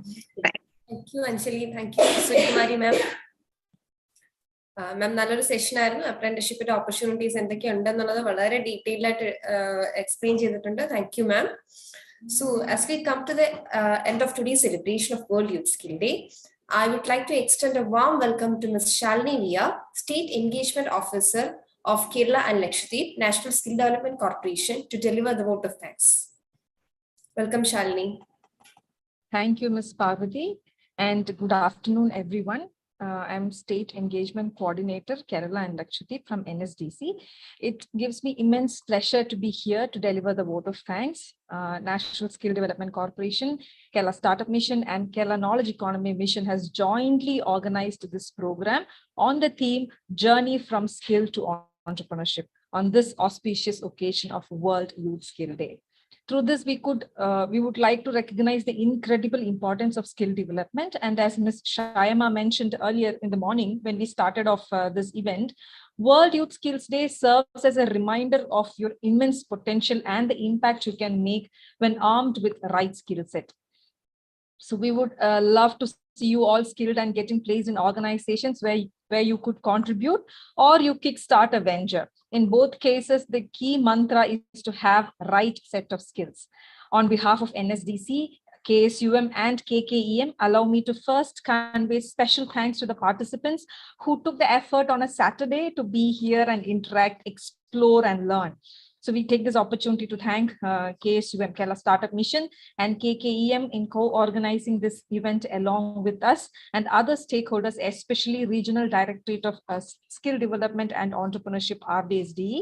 On behalf of the organizing team, I would like to thank all the panelists of the morning session and all the members, and special thanks to the moderator, Dr. Arun Surendran, the industry expert, the subject expert, the technology enthusiast, the startup mentor. You know what name we give him, he's such a down-to-earth person and also an approachable person, and he's also the strategic director and the principal of Trinity College of Engineering. Thank you, sir, for moderating the panel. And next, I would like to thank Mr. Abhilash Viti, Technical Officer, Business Development, Superfab Lab from Kerala Startup Mission, who enlightened us with the thought of the importance of design and constraints and took us through a larger canvas where we should focus on. And when it comes to the manufacturing and the product development, also about the maker community, who could be part of the community. And, you know, everyone, as he said, be it an engineer or a non-engineer, they all could be part of a maker community. Thank you, Abhilash. And a special thanks to Mr. Hari Tien, the co-founder of Artha School of Entrepreneurship. He closely worked with entrepreneurs, and we are grateful that the innovators benefit out of the session. Thank you, sir. And it was indeed our pleasure to have Ms. Surya Kumari, Technical Officer from Regional Directorate of Skill and Entrepreneurship, RBSDE, and Ms. Anjali K, Program Manager from Kerala Knowledge Economy Mission, with us explaining about the much relevant topic, apprenticeship for students and industries. Thanking you both. I cannot leave without saying thanks to my friend and my colleague, Mr. Nasif NM, the lead programs and communications in Kerala Startup Mission. Also, he's also the founding curator of Global Shapers Kochi Hub for his fully packed quiz session engaging the participants. It was as live as his presence, and congratulations to the winners. Hope you have shared your email ID in the chat box and got in touch with Ms. Parvati so that your gift coupons will reach you. I know there is no need to specially thank you, Shyama, Parvati, and Rishu from KKM, because you are part of this, but still you were awesome. And special mention to Mr. Mayank Patnagar, National Head NSDC. With his support, we initiated the association. Also, Ms. Punita, Regional Head South NSDC, who made this association possible, and to Mr. Nikhil Jose, the State Engagement Officer, Kerala and Lakshadweep, for his continuous support. So I would like to thank Mr. Anup Ambiga, CEO, Kerala Startup Mission, and Mr. PM Riaz, General Manager, Kerala Knowledge Economy Mission, for encouraging the association and their continuous support. None of the program is as successful without a strong team who worked all day in and out. I would like to thank all our team from KKM, KCM, and NSDC in making this happen on this day, especially on a Saturday. Finally, I want to express my heartfelt appreciation to all the participants and attendees who have made this event a truly memorable one. Your enthusiasm, passion, and active participation, not only during the quiz, but all through the program, have infused this gathering with a vibrant energy and have truly exemplified the spirit of World Youth Skills Day. Your commitment to skill development and entrepreneurship has undoubtedly empowered the youth and paved the way for a prosperous and innovative future. Let's continue to collaborate and work towards nurturing the talents and aspirations of a young generation. Thank you all once again, and may we continue to foster a world where skills and entrepreneurship go hand in hand. So have a great day, all of you. Thank you and take care. Thank you all once again. Thank you, Shalini. So once again, I'm thanking all the participants, the speakers and organizers of today's event hosted by Kerala Knowledge Economy Mission in association with NSDC and KSUM as part of World Youth Skill Day 2023. Your presence has made this occasion truly memorable. We wish you all the best in getting skills to come out with flying colors. Wishing you all continued success in your endeavor. So goodbye and take care. Thank you.